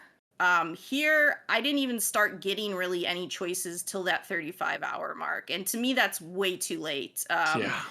Because, like, what's cool about SMT is it's very philosophical about the world. And part of this entry is you are essentially recreating a new version of Tokyo in what you think is best for the world. And you have all these, like, competing thoughts around, like, do you keep the status quo the way it's always been? Because, you know, there's been problems, but it's worked. Or do you tear everything down and go chaos and, like, be like, you know what, none of this has worked ever? Or is there's kind of, like, a little bit of a, like, more neutral-ish stance you can kind of take, too, but you're still making a decision. And like I said, it's really interesting playing this game in 2021 versus when I played SMT4 in 2013, because my ideals have certainly changed since then, and the state of our world has certainly changed. Burn it down, baby. Yeah, that's what I was excited to see, and it just sucks that the story has been like, it's, if you've played an SMT game, it's the same beats, so you kind of know what to expect, but even so, it's so light, and you're supposed to be caring about this world that you're supposed to A, save, and then B, make these huge decisions about. And it's like, I feel checked out from what's going on in the story and going through the motions. And like I said, the gameplay feels really good. The areas are fun with a lot of cool things to get to explore.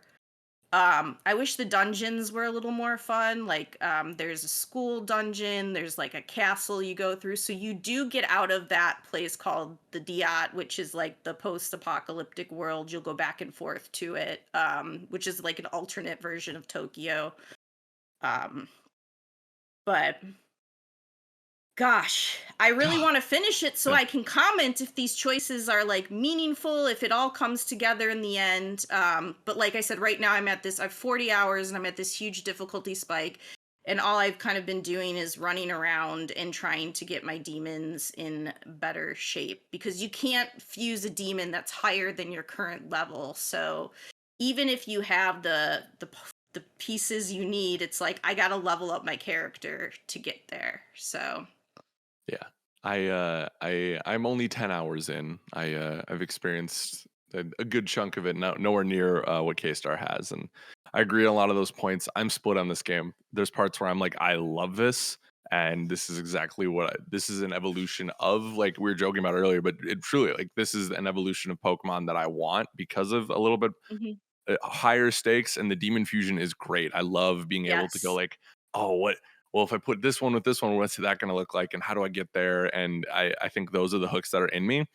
But it is those archaic systems in it that, like, a lot of JRPGs struggle with, to this day, or are just a part of their DNA. If you enjoy them, like, and sometimes I'm like, the difficulty here feels artificial and unneeded, and sometimes that's a turnoff to me. So I want to keep going through it, but some of those systems definitely hamper my experience so far.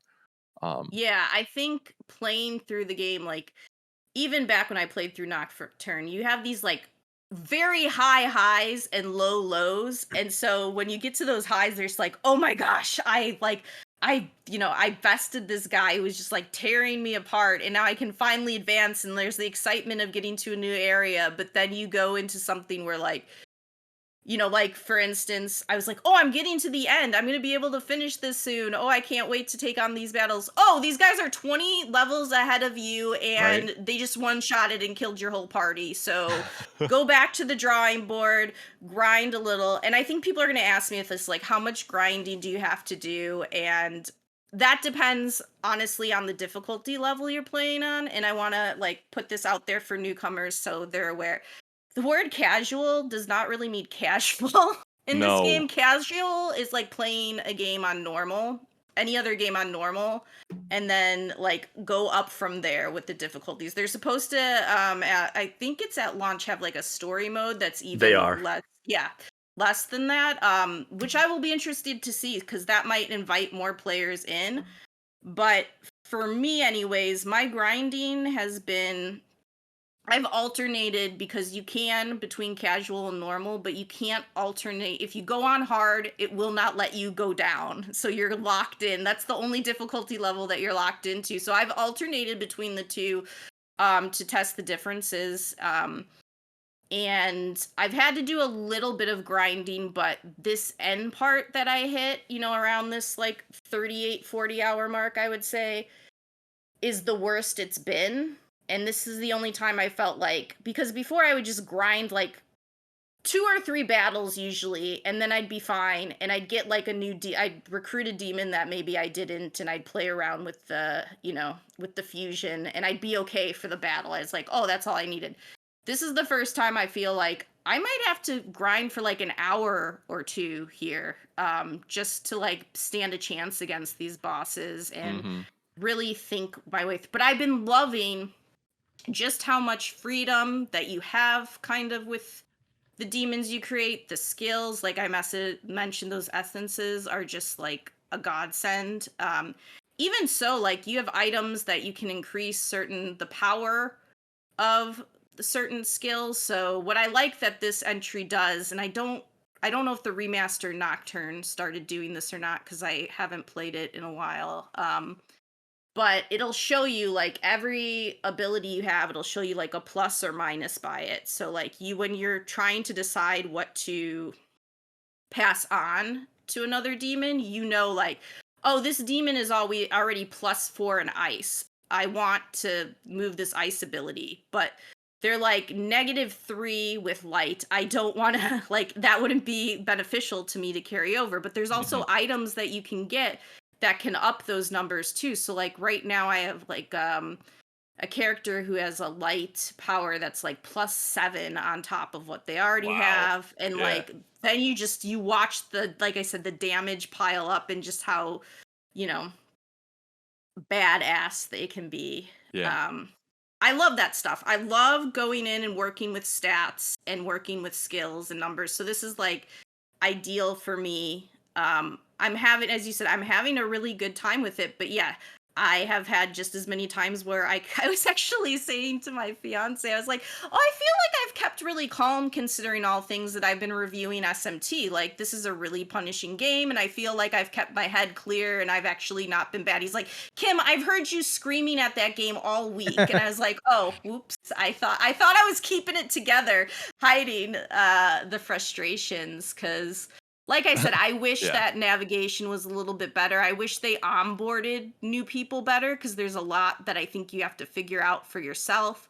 If you're going into this expecting a Persona-like game with like narrative and characters, that's not what SMT is. And it never really was. It's more about, like I said, there is this tone and feel to these games that you just get as you step in. It's like mature, dark. I mean, Persona can be dark, but I mean, this is like going into like the state of the world, religion, And all God, that. yeah. That Yeah, kind of so stuff. it's definitely a different tone and feel. And what is, like I said, I always find fun is the philosophical conundrums of being like, oh, should I go with this person? Should I go, like, it feels really weird to go against angels or God's wishes, because you're always like viewing that as good, but then at the same time you're like, these demons are kind of jerks sometimes, but they have a point. Like, Wait a second. You haven't been conditioned over your decades of playing JRPGs that you always kill God?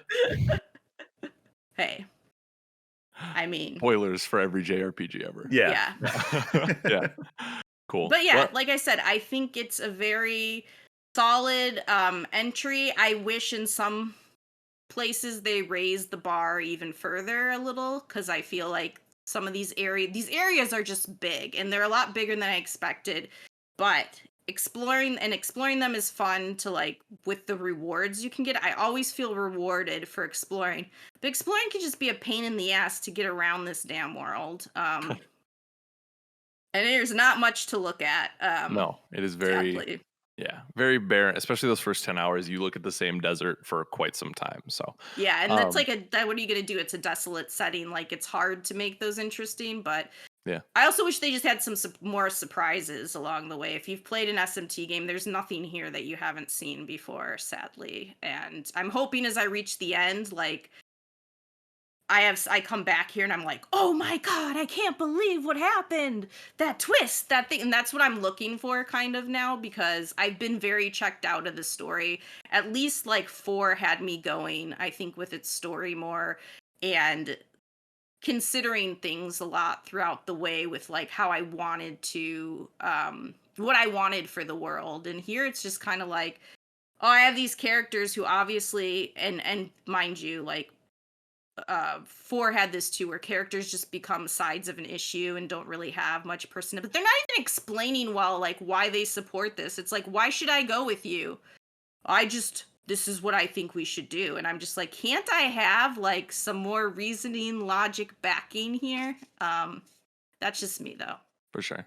Well, I think that is a lovely look at this game. If you want Kim's impressions written, she has a review in progress up on the site right now, with a review coming soon.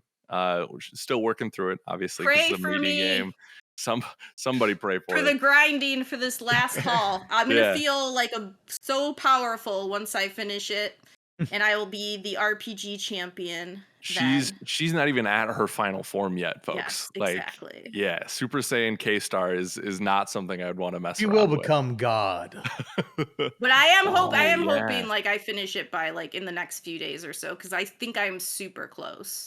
For sure. So yeah, keep your eyes on the site for that. I'm gonna go take a nap. I'm gonna go take a break. This was a lot, and then we're gonna come back with another round of the playlist and then K-Star is a community lot. emails. No, the whole thing was. All right, we'll be right back. This show is sponsored by GeForce Now, NVIDIA's cloud gaming service that transforms nearly any laptop, desktop, tablet, and smartphone into a powerful PC gaming rig. With the new GeForce Now RTX 3080 membership, you can upgrade nearly any device to a GeForce RTX 3080 powered gaming machine, unlocking up to 1440p, 120 frames per second, and 4K HDR. Play the most anticipated new releases, the world's largest free-to-play titles, and hundreds of games you already own with RTX on. pre-order a GeForce Now RTX 3080 membership at geforcenow.com. Limited memberships are available. Thanks again to GeForce Now for sponsoring this episode.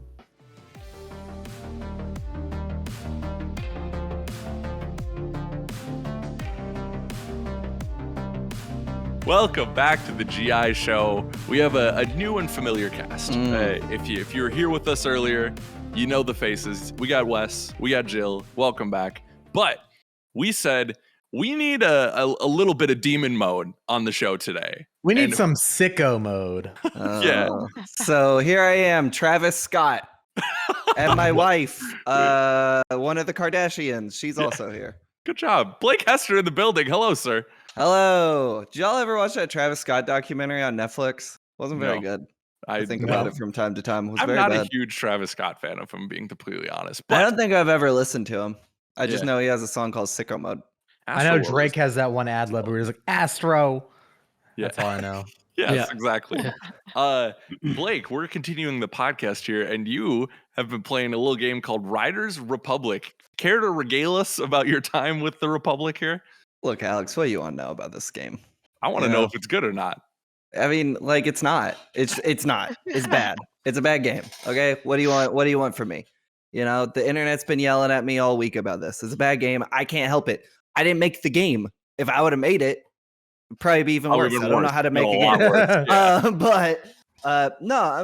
It's Ubisoft's Ubisoft Annecy, I believe, who made Steep, which I'm told is a good game.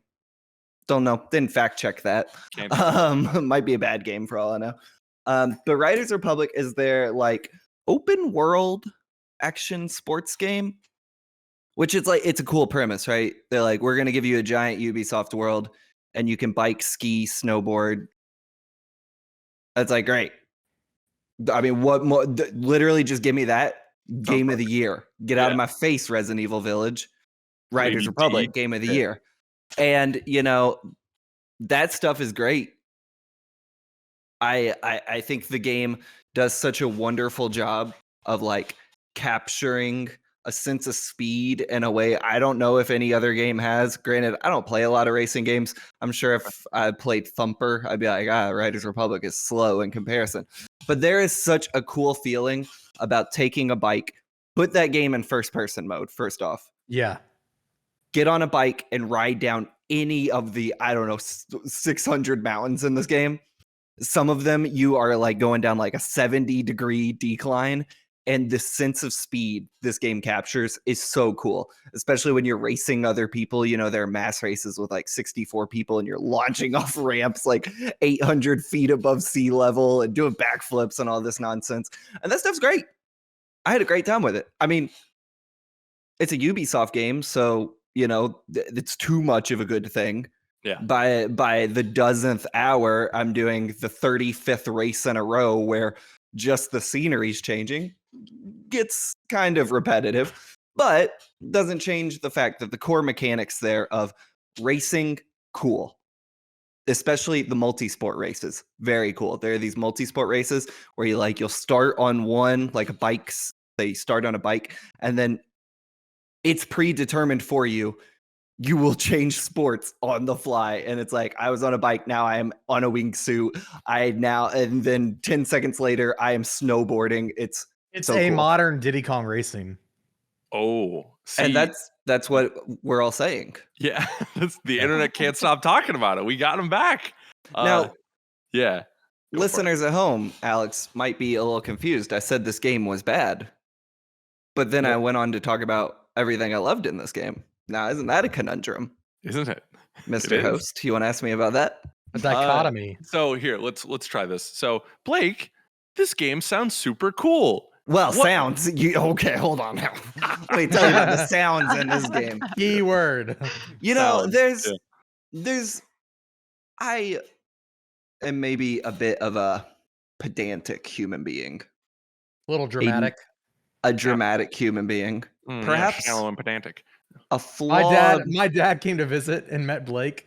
He's like, that guy has a very skewed way of looking at life, but I like him. And I was like, that's a great way to put it, Dad. Can't believe I followed your dad on Twitter after that. He said he liked it. He said he liked it.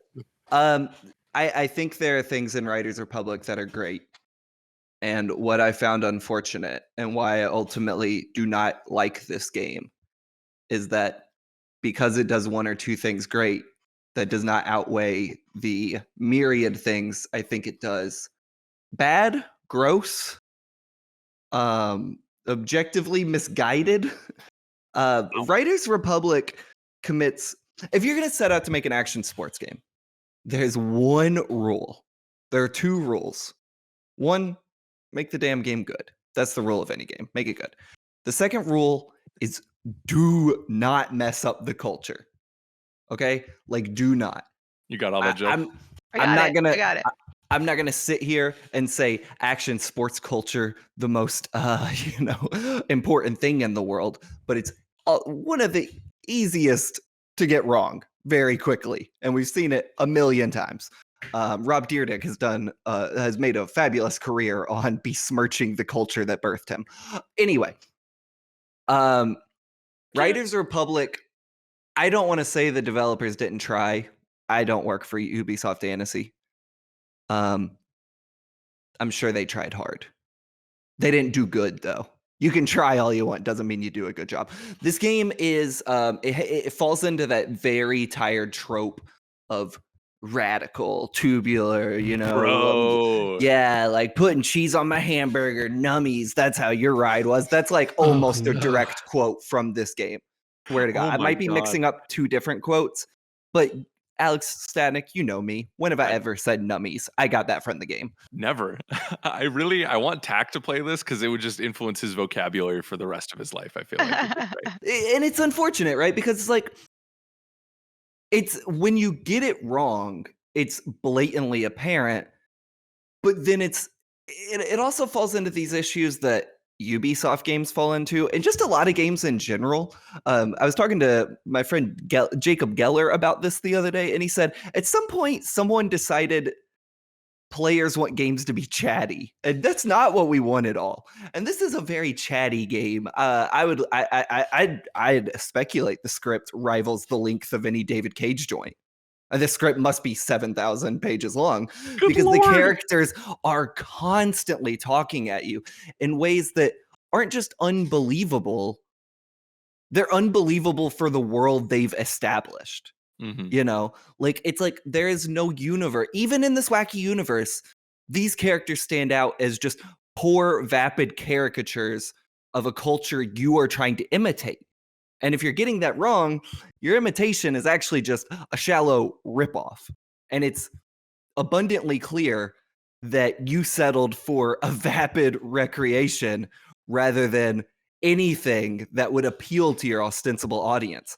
And this game is full of that. It is full of things that kind of like mock the culture it's trying to imitate, which is fine. You can mock something, but you have to do it well. And I see like common criticisms levied at what I've said about the game being like, well, it's not supposed to be taken seriously. It's kind of tongue-in-cheek. And it's like, yeah, but that doesn't make it good. It's still bad writing. Satire isn't good because it's satire. Satire has to be good writing to be good satire. But this game is bad writing. It never feels like, at least from the stuff I've watched from us and pre-release, it never feels like tongue-in-cheek is different than satire. It doesn't feel like it's supposed to be satirical of this culture. It's supposed to be celebrating it, and it doesn't do either. Both. Yeah. I think it's supposed to do both, because you can celebrate and make fun of something. You know what I'm saying? Like we do that at Game Informer all the time, talking about video games. Anytime we hang out. Yeah, and it feels like there's a universe where, like, some of the Tony Hawk games did this, where they were making fun of the culture they clearly loved. Where the Tony Hawk games were designed by game developers who came from that lifestyle, from that culture, like, even though they were making fun of the culture, like, you could tell there was heart in it. Riders Republic reeks of a global tech corporation, like being a culture vulture. Seeing something that's cool and trying to cash in on it and getting Ford sponsorships along the way to be in their game. Like I said in my impressions, nothing more punk rock than an F-150. And like, if I'm evaluating the game based on what it is, I can't overlook that. Mm-hmm. That's a huge flaw in the packaging of Riders Republic. I mean, for some reason, Ubisoft is like just so hyper focused on its Walmart brand punk rock. There was that new shooter it announced that looked like just absolute garbage that they were like, it's a shooter in a mosh pit. And I'm like, well, I don't know if we could say that anymore. But it is like everything about this game reeks of corporate misunderstanding. And it just undermines everything it does well. The game's soundtrack is bafflingly bad. You know, I don't know how many times I can shout this from the rooftops. There are 4 Offspring songs in this game. 4? It's 2021. It's 2021. The crazy this is like if there's an analogy that sums up Riders Republic. All I Want by the Offspring is in this game. Now you might not know that song's name because no one listens to the Offspring in 2021. To my point. But that is the Crazy Taxi song, the yeah song. And like I was thinking about that song in context of Crazy Taxi, a game that came out of late 90s, maybe early 2000s arcade, then the Dreamcast release, and how that song is synonymous with Crazy Taxi. And the Dreamcast with games like Crazy Taxi and Jet Set Radio, like these were made similar to the Tony Hawk games by people who were trying to speak to youth culture because that was the culture they came from. So the inclusion of the Offspring in a game in the 90s makes a lot of sense because that's unique, that's cool. Riders Republic, a massive open world Ubisoft game in 2021, using the song from Crazy Taxi, is trying to cash in on someone else's culture. I don't know if there's a better metaphor than that Offspring song for this game, because it fundamentally misunderstands why that song in Crazy Taxi was important to begin with. It just wants the cultural cachet of that song and Crazy Taxi and your fond memories of it. It doesn't work that way. You're a culture vulture. You are ripping off something you don't know. Honestly, dude, like this is, because we've joked about this, but the last 2 weeks has been Blake yelling about the 4 Offspring songs. Mm-hmm. This is the best you've described why that's problematic. Like, and this has been such a negative effect. Because I think it's easy to be like, oh, whatever, like you just don't like the music, but no, it's the messaging behind that you're frustrated with. Yeah, and I think when a game like Riders Republic that is so insistent on shoving its whatever you call it, pastiche down your throat, you will quickly lose the love for the things you do love in a game like that. And when you're playing dozens of hours of it, it's a death by a million cuts, Like, one of the things this game does is it has an in-game radio, and it's fine. I found a few stations I kind of like. The rap station's kind of cool. It's got a Denzel Curry song in it that I think is really good. It's also got Black and Yellow by Wiz Khalifa, and I'm like, what are you doing? Who has thought about Black and Yellow in 10 years? Wiz Khalifa hasn't released an album in 25 years. No one knows what that guy is doing other than being rich. But yeah, let's put Black and Yellow in it. That's really going to speak to your audience.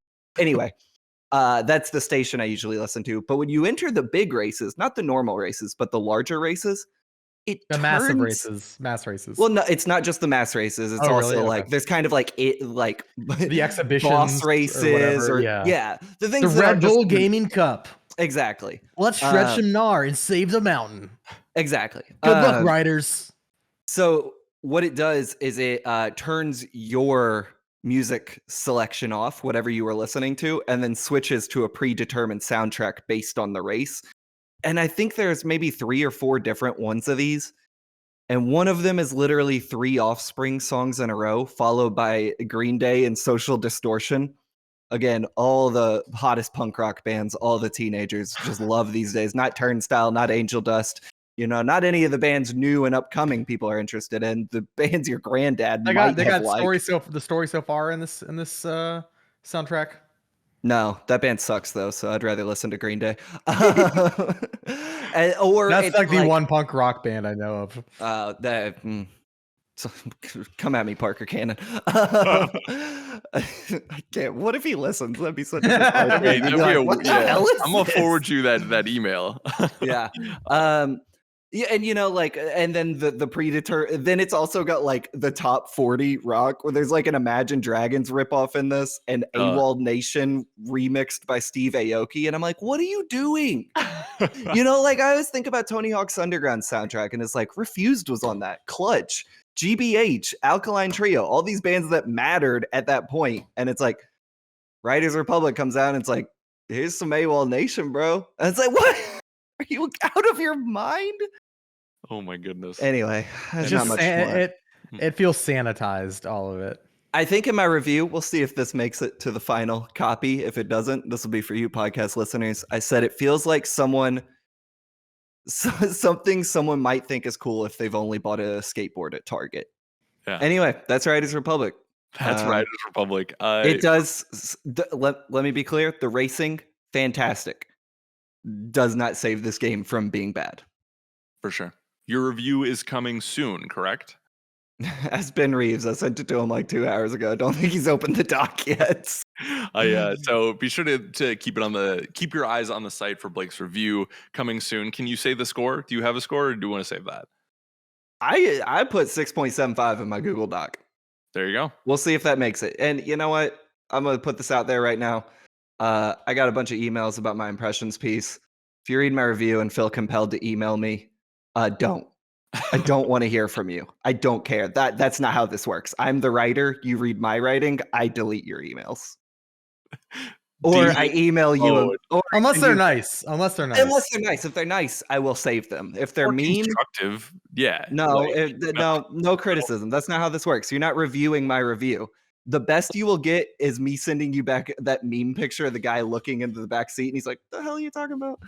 That's the best you're getting from me. So don't send me any mean emails.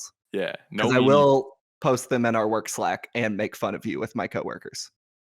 If you send me a nice email, though, I'll respond to you. Thank you. Yeah, there you go. Well, I'll be mean. Mr. Hester, thank you so much. Alex, let's do some housekeeping. Let's do some housekeeping indeed, Alex. Time to sanitize this podcast, clean things up a bit.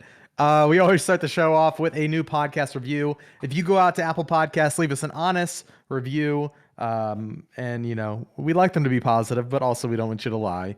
Then we will say thank you on the show, shout you out. If you're willing to do that for us and take that time to do that, we want to say thank you, because it does help us, and kind of gives prospective listeners a third-party review of our show. Maybe it'll make them listen. I don't know. This week's 5-star review comes from TWIVG from Great Britain, saying top quality game informing. I've been listening for many years, and I think the current hosts, Alex and Alex, are doing a fantastic job. Thank you, TWIVG. The show has been through a bunch of iterations. That's very true. But what we have now is a great combination of news, reviews, and ideas for new games to play. The production value in the shows is top quality, and I'm sure it's only to go from strength to strength. Keep up the great work. Thank you. Thank you, TWIVG. Or as, we're on a first name basis now, Twivig. Thank you. It's an acronym for something, I think, because it's all capitalized. Okay. So I'm trying to figure it out. Yeah. But whoever you are behind that alias, thank you. Shout out to our Great Britain homies. We appreciate you. Moving on, Thursday stream. That's today. Actually, the Thursday stream has already happened if you're listening to this episode. So we played Forza Horizon 5. It was a great time. It was wonderful. Of course, every single week, twitch.tv/Game Informer at 2 p.m. every Thursday. There is a weekly Game Informer stream. We stream throughout the week, but that's the time of the week that we're going to be live playing something. So set your watches to it, set your calendars to it. Twitch.tv/Game Informer, Thursdays at 2 p.m. Central. Of course, earlier in the show, Andrew Reiner interrupted us. That was not planned, by the way. No, that was totally we were all egging him on to do that, by the way. Yeah. He mentioned he was going to do that. We're like, absolutely, get in I was there. in the middle of talking about Forza Horizon 5, and Reiner pops in. I'm like, what? Busted like Kool-Aid, man. Yeah. Of course, you got the first look at Game Informer Gold. We have a trailer on the YouTube channel and a write-up on the website all about it. It's our new premium version of the magazine, or like ultra premium, like collectible, like limited edition, limited run. And right now, the only way you can get your hands on one is to attend Extra Life this Saturday, November 6th. That's actually a good transition because Extra Life is happening this Saturday from 8 a.m. Central, 25-hour stream. We got hundreds of giveaways, including Game Informer Gold, Game Informer posters, shirts, merch, codes, a ton of game codes. Yeah. It's going to be a great time. We're doing it alongside MinMax, of course, and Easy Allies are joining us this year. So it's going to be a great time. Again, we're going to be streaming that over. You can just go to the website, honestly, GameInformer.com. It'll be at the top of the website. And yeah, we hope that you'll join us, chat with us, all that fun stuff. Moving on real quick, Video Gameography and All Things Nintendo are our two new gaming podcasts. Be sure to check them out. Video Gameography, hosted by Ben Reeves, is a video game history podcast. The first season is all about the Metroid series, from the early games to Metroid Dread, and it's a really fascinating listen. And then All Things Nintendo is our weekly Nintendo podcast, hosted by Brian Shea. He actually had on, I just listened to the most recent episode earlier this morning. He had on a person named Kai, at Captain Dangerous on Instagram, who is a Nintendo miniatures photographer, and her work is incredible, and she was a great guest on the show. So yeah, both of our new podcasts, high quality, offering something new and different from just like a weekly gaming podcast. So go and listen. They're great listens. And yeah, Alex, we'll go to you. Listener emails. Listener freaking emails. The Let's time do of the it. show that is a lot of fun, because you get to tell us what we get to talk about. Send us your Yes. questions at podcast@GameInformer.com or on our Discord. You get access to that through subscribing to Twitch. You can check that out on our website. But let's get rolling into it today. First email comes from Keith, aka Rocket Scientist, from Toronto, Canada. And Keith says, "Yo, GI insiders, that Halo trailer was hype." He capitalized it. You'll see it in the shell. I was super happy to see the new spin on Halo and the upgrades it is bringing along with it. I'm of course disappointed at not having co-op at launch, but I'll still be jumping in because of it's Halo, yo. Anyways, seeing the love for Halo is getting me really is having me think about the other one of my favorite franchises, which has not seen the light of day, Splinter Cell. Sam Fisher's in every Ubisoft game. You have Splinter Cell everywhere. He's in Riders Republic. Is he? No, Yeah. I mean maybe. I don't know. Maybe one He day. might Yeah. be. Yeah. What are your ideas for the next Splinter Cell game? I would love to see a Splinter Cell game like Conviction, with a great story and maybe a handoff to a new agent. Give Sam Fisher a great ending and propel the story forward by developing new characters. Love you all. Oh, and he says Splinter Cell would be made greater by an upgrade tree and the choices on how to engage enemies, a la Hitman. So love all you do and keep up the amazing work. Mr. Van Aken, you've been dying. I text you every morning, like, how you doing? Is like, Splinter Cell out yet? And I say no, and you're like, And I well, sleep. I'm having a bad day. I sleep. It's a no bones day. Yeah. when we don't have Splinter Cell. You don't actually do that. No, I Blake, do. I don't. You happy now? You Thanks for enjoy ruining that? the show, Blake. Yeah, I'm in a illusion group is chat. fierce. I'm in a group chat with you two, and I see the texts you send every morning, and it's just TikToks. My phone vibrates at ungodly hours of the morning. It's just TikToks for me. every Yeah. morning. I'm the Yeah. only one who sends them. But do you watch them? Sometimes. I hope you watch them. Sometimes. Yeah. See, you- that's you my don't love watch them, language. Blake. TikToks are my love language, all right? Okay, Bro, what's the last Van- TikTok you watch? We're getting off point. Van Aken sends them at 6 a.m. I'm sleeping. I don't wake up till 9:30. Alex, you are a big Anyways. Splinter Cell fan. I am. What do you want from whatever Sam Fisher's journey is next? Yeah, I don't really care what you do with it. Turn it open world. I think that would be really cool. Interacting with an open world with a true like stealth game mechanics. But also, I just want Spies versus Mercenaries back. The asymmetrical multiplayer mode that I am a massive fan of. I think it's my probably top 3 favorite multiplayer modes of all time is Spies versus Mercenaries. Wow. It's up there with, classic Halo and Gears of War for me. Splinter Cell, Chaos Theory, Pandora Tomorrow, Double Agent, whatever one. It was kind of like an afterthought in the most recent Splinter Cell game, I felt like, Blacklist. I want a robust suite of new gadgets to play with, both in single player and multiplayer. It's always a little weird because you have to balance. There was always gadgets in the single player mode that would have been really cool in multiplayer, but back on like the OG Xbox days, like either for bandwidth reasons or balancing reasons, there was always more of a limited subsection of like abilities you could do. Like you couldn't do the really cool like splits where Sam would like suspend himself from the ceiling doing the splits. You can do that in multiplayer.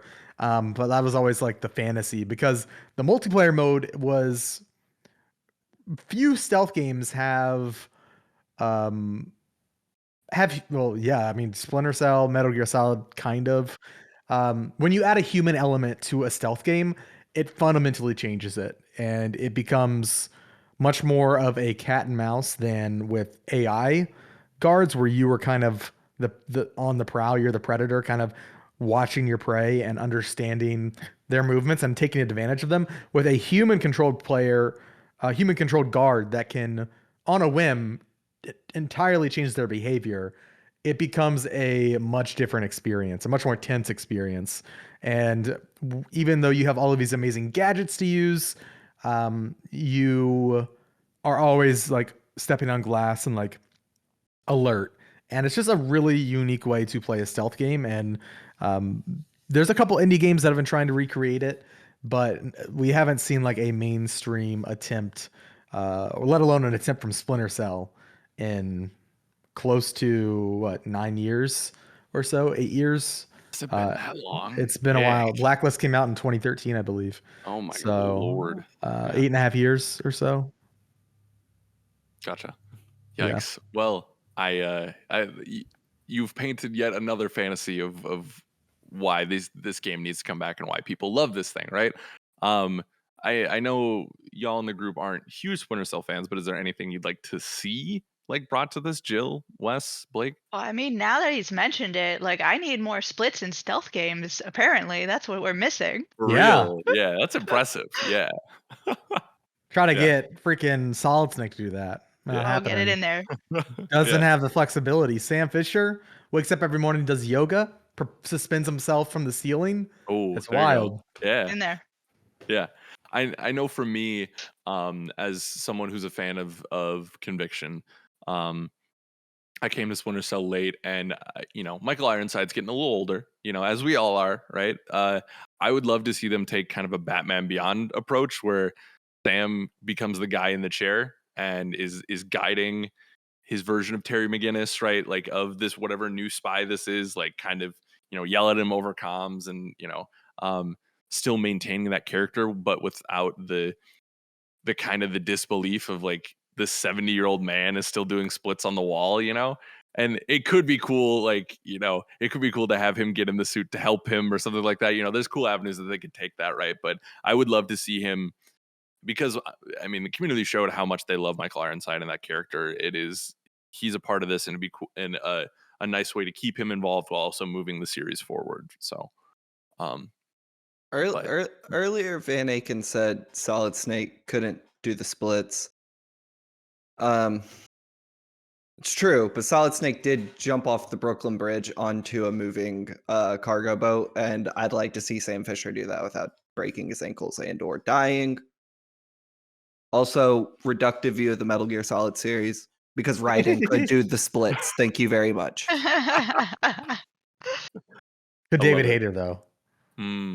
Good question. Michael Ironside? Let's talk about this.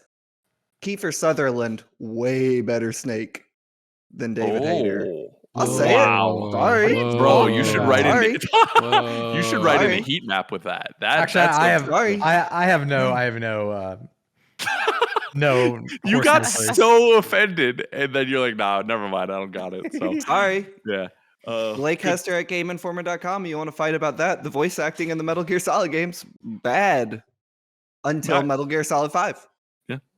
There you go. Also, put Splinter Cell in the Phantom Pain. Oh, that'd be an easy way to do it. They've put Just mod it Splinter in. Cell and everything else. Might as well. Yeah, Oh. just mod it in. There you go. I can dig it. All right. Thank you, Keith. Next up, Tommy from the internet over on Discord says, "Dear Alexes, I find myself already having to chop potential Game of the Year contenders from my calendar. What games do you wish you could crack on? Crack on. Yeah, that's a thing, right? Yeah. Yeah. For the sake of educated discussion, but in your heart you won't play the game before year ends discussion. We are coming up on that hallowed time of year, Game of the Year 2021. And Google Docs have started. The Google Docs have started, can confirm. Wes, Flying. yeah, right. Wes, I'll shoot this over to you. How do you deal with this process? What kind of games haven't you played this year? Like, that whole thing. Yeah.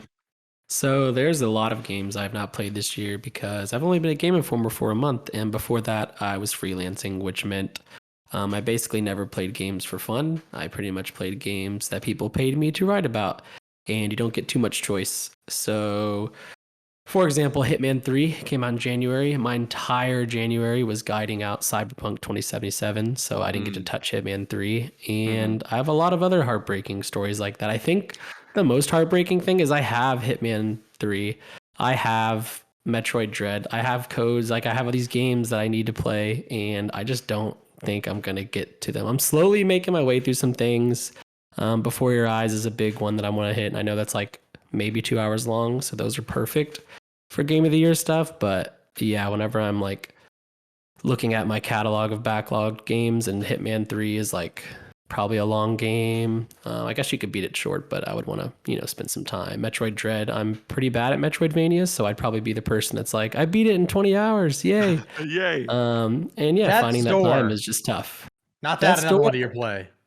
That That's so actually good. is one I want to play. I'm waiting for the PlayStation release for that because I want that platinum trophy. But yeah, which is soon. Yeah. yeah. So yeah, I'm kind of just, this year's a wash for me. Next year though, I'll get them next year. There you go. Yeah, that's a good spirit. You got it, champ. Jill, how about you? So a total I absolutely want to echo the idea of like freelancing is not about playing the games you want to play. So I am also very new to Game Informer, so that's kind of part of my consideration too. But I think as like speaking to Tommy from the internet, um, me and you, that's it. As I've gotten sort of older and played for longer, thank you, Alex Manikin, Yeah. for appreciating our privacy. Yeah, no worries. Um, I've sort of just come to the understanding of the games that I enjoy playing and games that are not really up my alley. So bigger things that, controversially, like I am not terribly interested in Metroid Dread.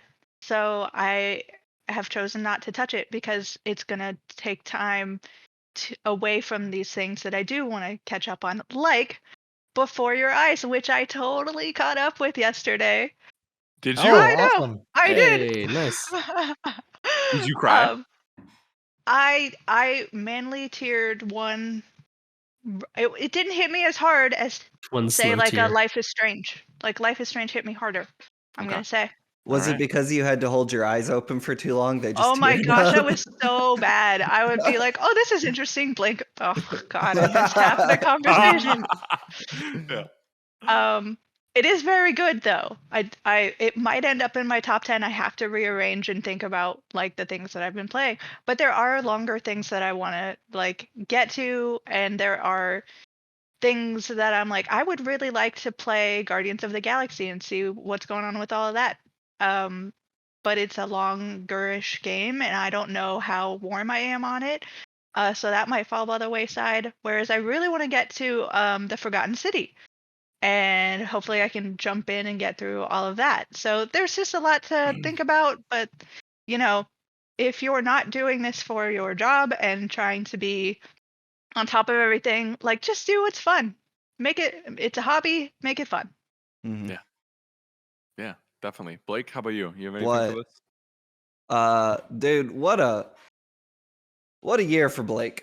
It is Hester Titan- season.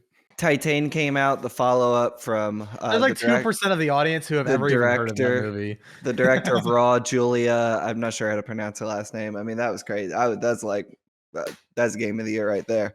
We'll see if I can secretly slip that onto my top 10. Death Stranding director's cut came out. Resident Evil 4 VR. What a year that I can put Resident Evil 4 and Death Stranding on my game of the year list, and I did. MFs. Resident Evil 8 came out, so no, like I'm kind of with Jill. Like, if I'm not interested in something, I'm not gonna play it just to like feel like I'm in the zeitgeist. I don't care. I'm getting older. I'm not gonna play Call of Duty this year just because it's like, I'm not compelled to play it. I want to play Metroid Dread, so why would I spend my time playing something I'm not compelled to play. Yeah. And That's Tommy, a good. from the, Sorry to interrupt. Go ahead. well, You I was were just talking. gonna say, Tommy from the internet. That's another thing. I don't know what you do for a living. If you're writing into Game Informer, I assume you don't work for a game press outlet. You know, I don't write into IGN. That's not a knock. Thank you for writing in, but I assume that means you don't work at an outlet. And dude, like, don't rush to play games. Like, our Game of the Year podcasts and articles will be around. We're not going to delete them. So, like, don't feel like, oh, I got to play Halo Infinite, and then I got to play, you know, this 40-hour game, and then I got to fit in all these indies all before December 31st. It's like, don't burn yourself out, man. Don't worry about it. You know, I work in the game press, and I'm not even worrying about it. So, like, take your time. We ain't deleting that article. I'll make sure of it for you, Tommy. We'll send it out to you. Don't worry. I'll put a note on every Game of the Year article. Say, Tommy, you get to this when you want to. Don't rush, man. Yeah. This is gonna be up. Now, barring a CMS change that deletes a bunch of articles, that happens sometimes. We don't anticipate that happening though soon here though. But Tommy, I got your back. Me and you. Yeah. Cut from the same cloth. Both from the internet, hard place, you know, hard Both knocks. from the internet, you know, went to the school of The hard digital knocks. streets. Yeah. Yeah, you know, we both hate Riders Republic. Well, don't speak for Tommy too much. Let me here. assume some other things Tommy's about Game of the Tommy. Year. Also has a Chihuahua. Alex, quick, Also jump in drinking here. a decaf coffee right Just now. a handsome guy, you know? No, Handsome that's as probably true. sin. That's probably true. I echoes what the others have already said. Don't feel stressed out. I feel stressed out sometimes. Earlier today, I was like, oh, I got to play this game. And I was like, do I really need to play this game? There's like 12 other people on staff. If this game, and I even like was like, hey, I like looked at their list and I was like, this game's not even on anybody's list. Probably not going to be a Game of the Year contender. What game? I'm not saying because it's a small indie game that I don't want to do that too. Call of Duty Vanguard. Exactly. No, that's a good example though. I have no interest in that, so I'm not going to play it. You got to respect your own time because nobody else will. So that makes me, on a selfish note, that makes me sad because I want to play zombies with you guys. But whatever, it's fine. Just We live my have life. Back for Blood. Yeah. You do. Yes, we do. Different experiences, but very fun. Let's play Back for Blood. I'd like to. Have you beat that yet? Doesn't matter. We got to keep going. I haven't even made it Anyways, to Act 2 yet. That game is so difficult. Yeah. To kind of piggyback off Alex's point too, I think this will be my third or second Game of the Year talks being here, and I really I've found myself kind of caving to, like, if a bunch of people have something on a list. Everyone has this on their list. I need to play this because I need to be able to talk about it. And then selfishly too, it's like, so then I can know how to deconstruct the arguments so I can get like Back for Blood or you know, like The Artful Escape on our top 10. Yeah. You're researching the enemy. Yeah, exactly. See, I got to keep my Behind enemies enemy close. lines. Yeah. Yes. Yeah. Smart. Yeah. Smart. I didn't even think about that. Yeah, but it is to stay up on that conversation because, you know, especially with us handling the video side of things and the podcast side of things, like I feel like we need to keep up with as much stuff as we can, which definitely can be draining. So I would say follow these lovely people's advice over doing that because that doesn't make video games fun if we're being completely honest. So, are you gonna play Resident Evil 4 VR? Not VR, but I think I'm gonna buy it on Switch. Play it on that little OLED. You know, you know what I'm saying? You gonna play Death Stranding Director's Cut, the greatest game of the last 10 years? Absolutely not. I want you to look in my eyes and understand that I will not be playing that game. I will Alex, when I my will Steam look- Deck gets here. Alex, I will look in your eyes and let you know, not my fault you play bad games. Oh yeah? Yeah. Death Stranding, better than most games. You're motivating me to play it so I can disagree with you and have a leg to stand on, you know? Here's the thing.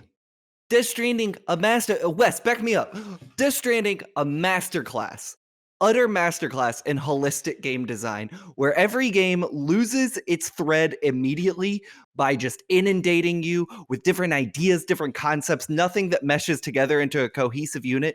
Death Stranding, from start to finish, is a wholly singular vision and an absolute astonishing accomplishment in what you can do if you just stick to the core conceit of your narrative and mechanical design.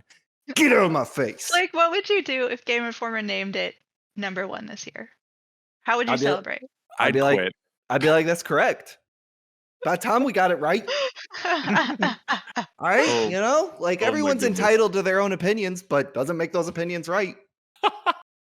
I mean, I'm definitely not going to, but I'm sort of tempted to just go for it just to see what would happen. Jill, I feel like you and I should set up We a should. stream on like Mondays just to play Death Stranding and just rail on Blake the entire time. Yeah, absolutely. I was Alex, not a It's fan. like so 2 hours in, you guys would be like, wait a second. This is Wait a incredible. second. Now- He's on to something. This is Now- Wait, hold on.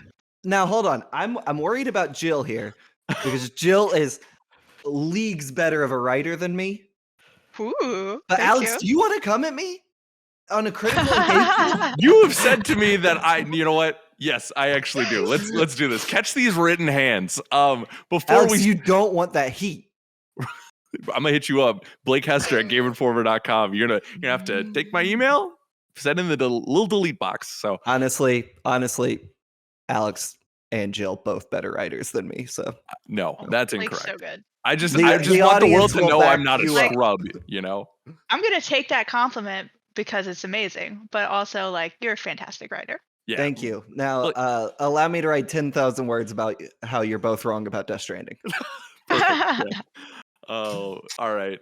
Unfortunately, I think that's the end of this section just because What? we gotta get going. No. I know. We've already given you like 2 hours. Now it's time a for long Blake's podcast. Death Stranding corner. Hello, Okay, yeah, folks. maybe we should. gotta get out of Hello, here. folks. Yeah. The thing about Death Yeah. Stranding is that Thank you so Hideo much for Kojima- watching and listening. This has been a Well, it wonderful might episode be- of the GI Show. We appreciate your support. Be sure to like, share, and subscribe. Be sure to leave us a review. Like we said, a follow on Spotify really helps. A subscription on Apple Podcasts really, really helps. So thank you. Be good to one another, and we'll see you next time. Bye, everyone.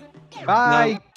In part 1, we'll dissect the downfalls of auteur theory and why we should not give sole credit to Hideo Kojima for Death Stranding, but why his director... Are you still recording?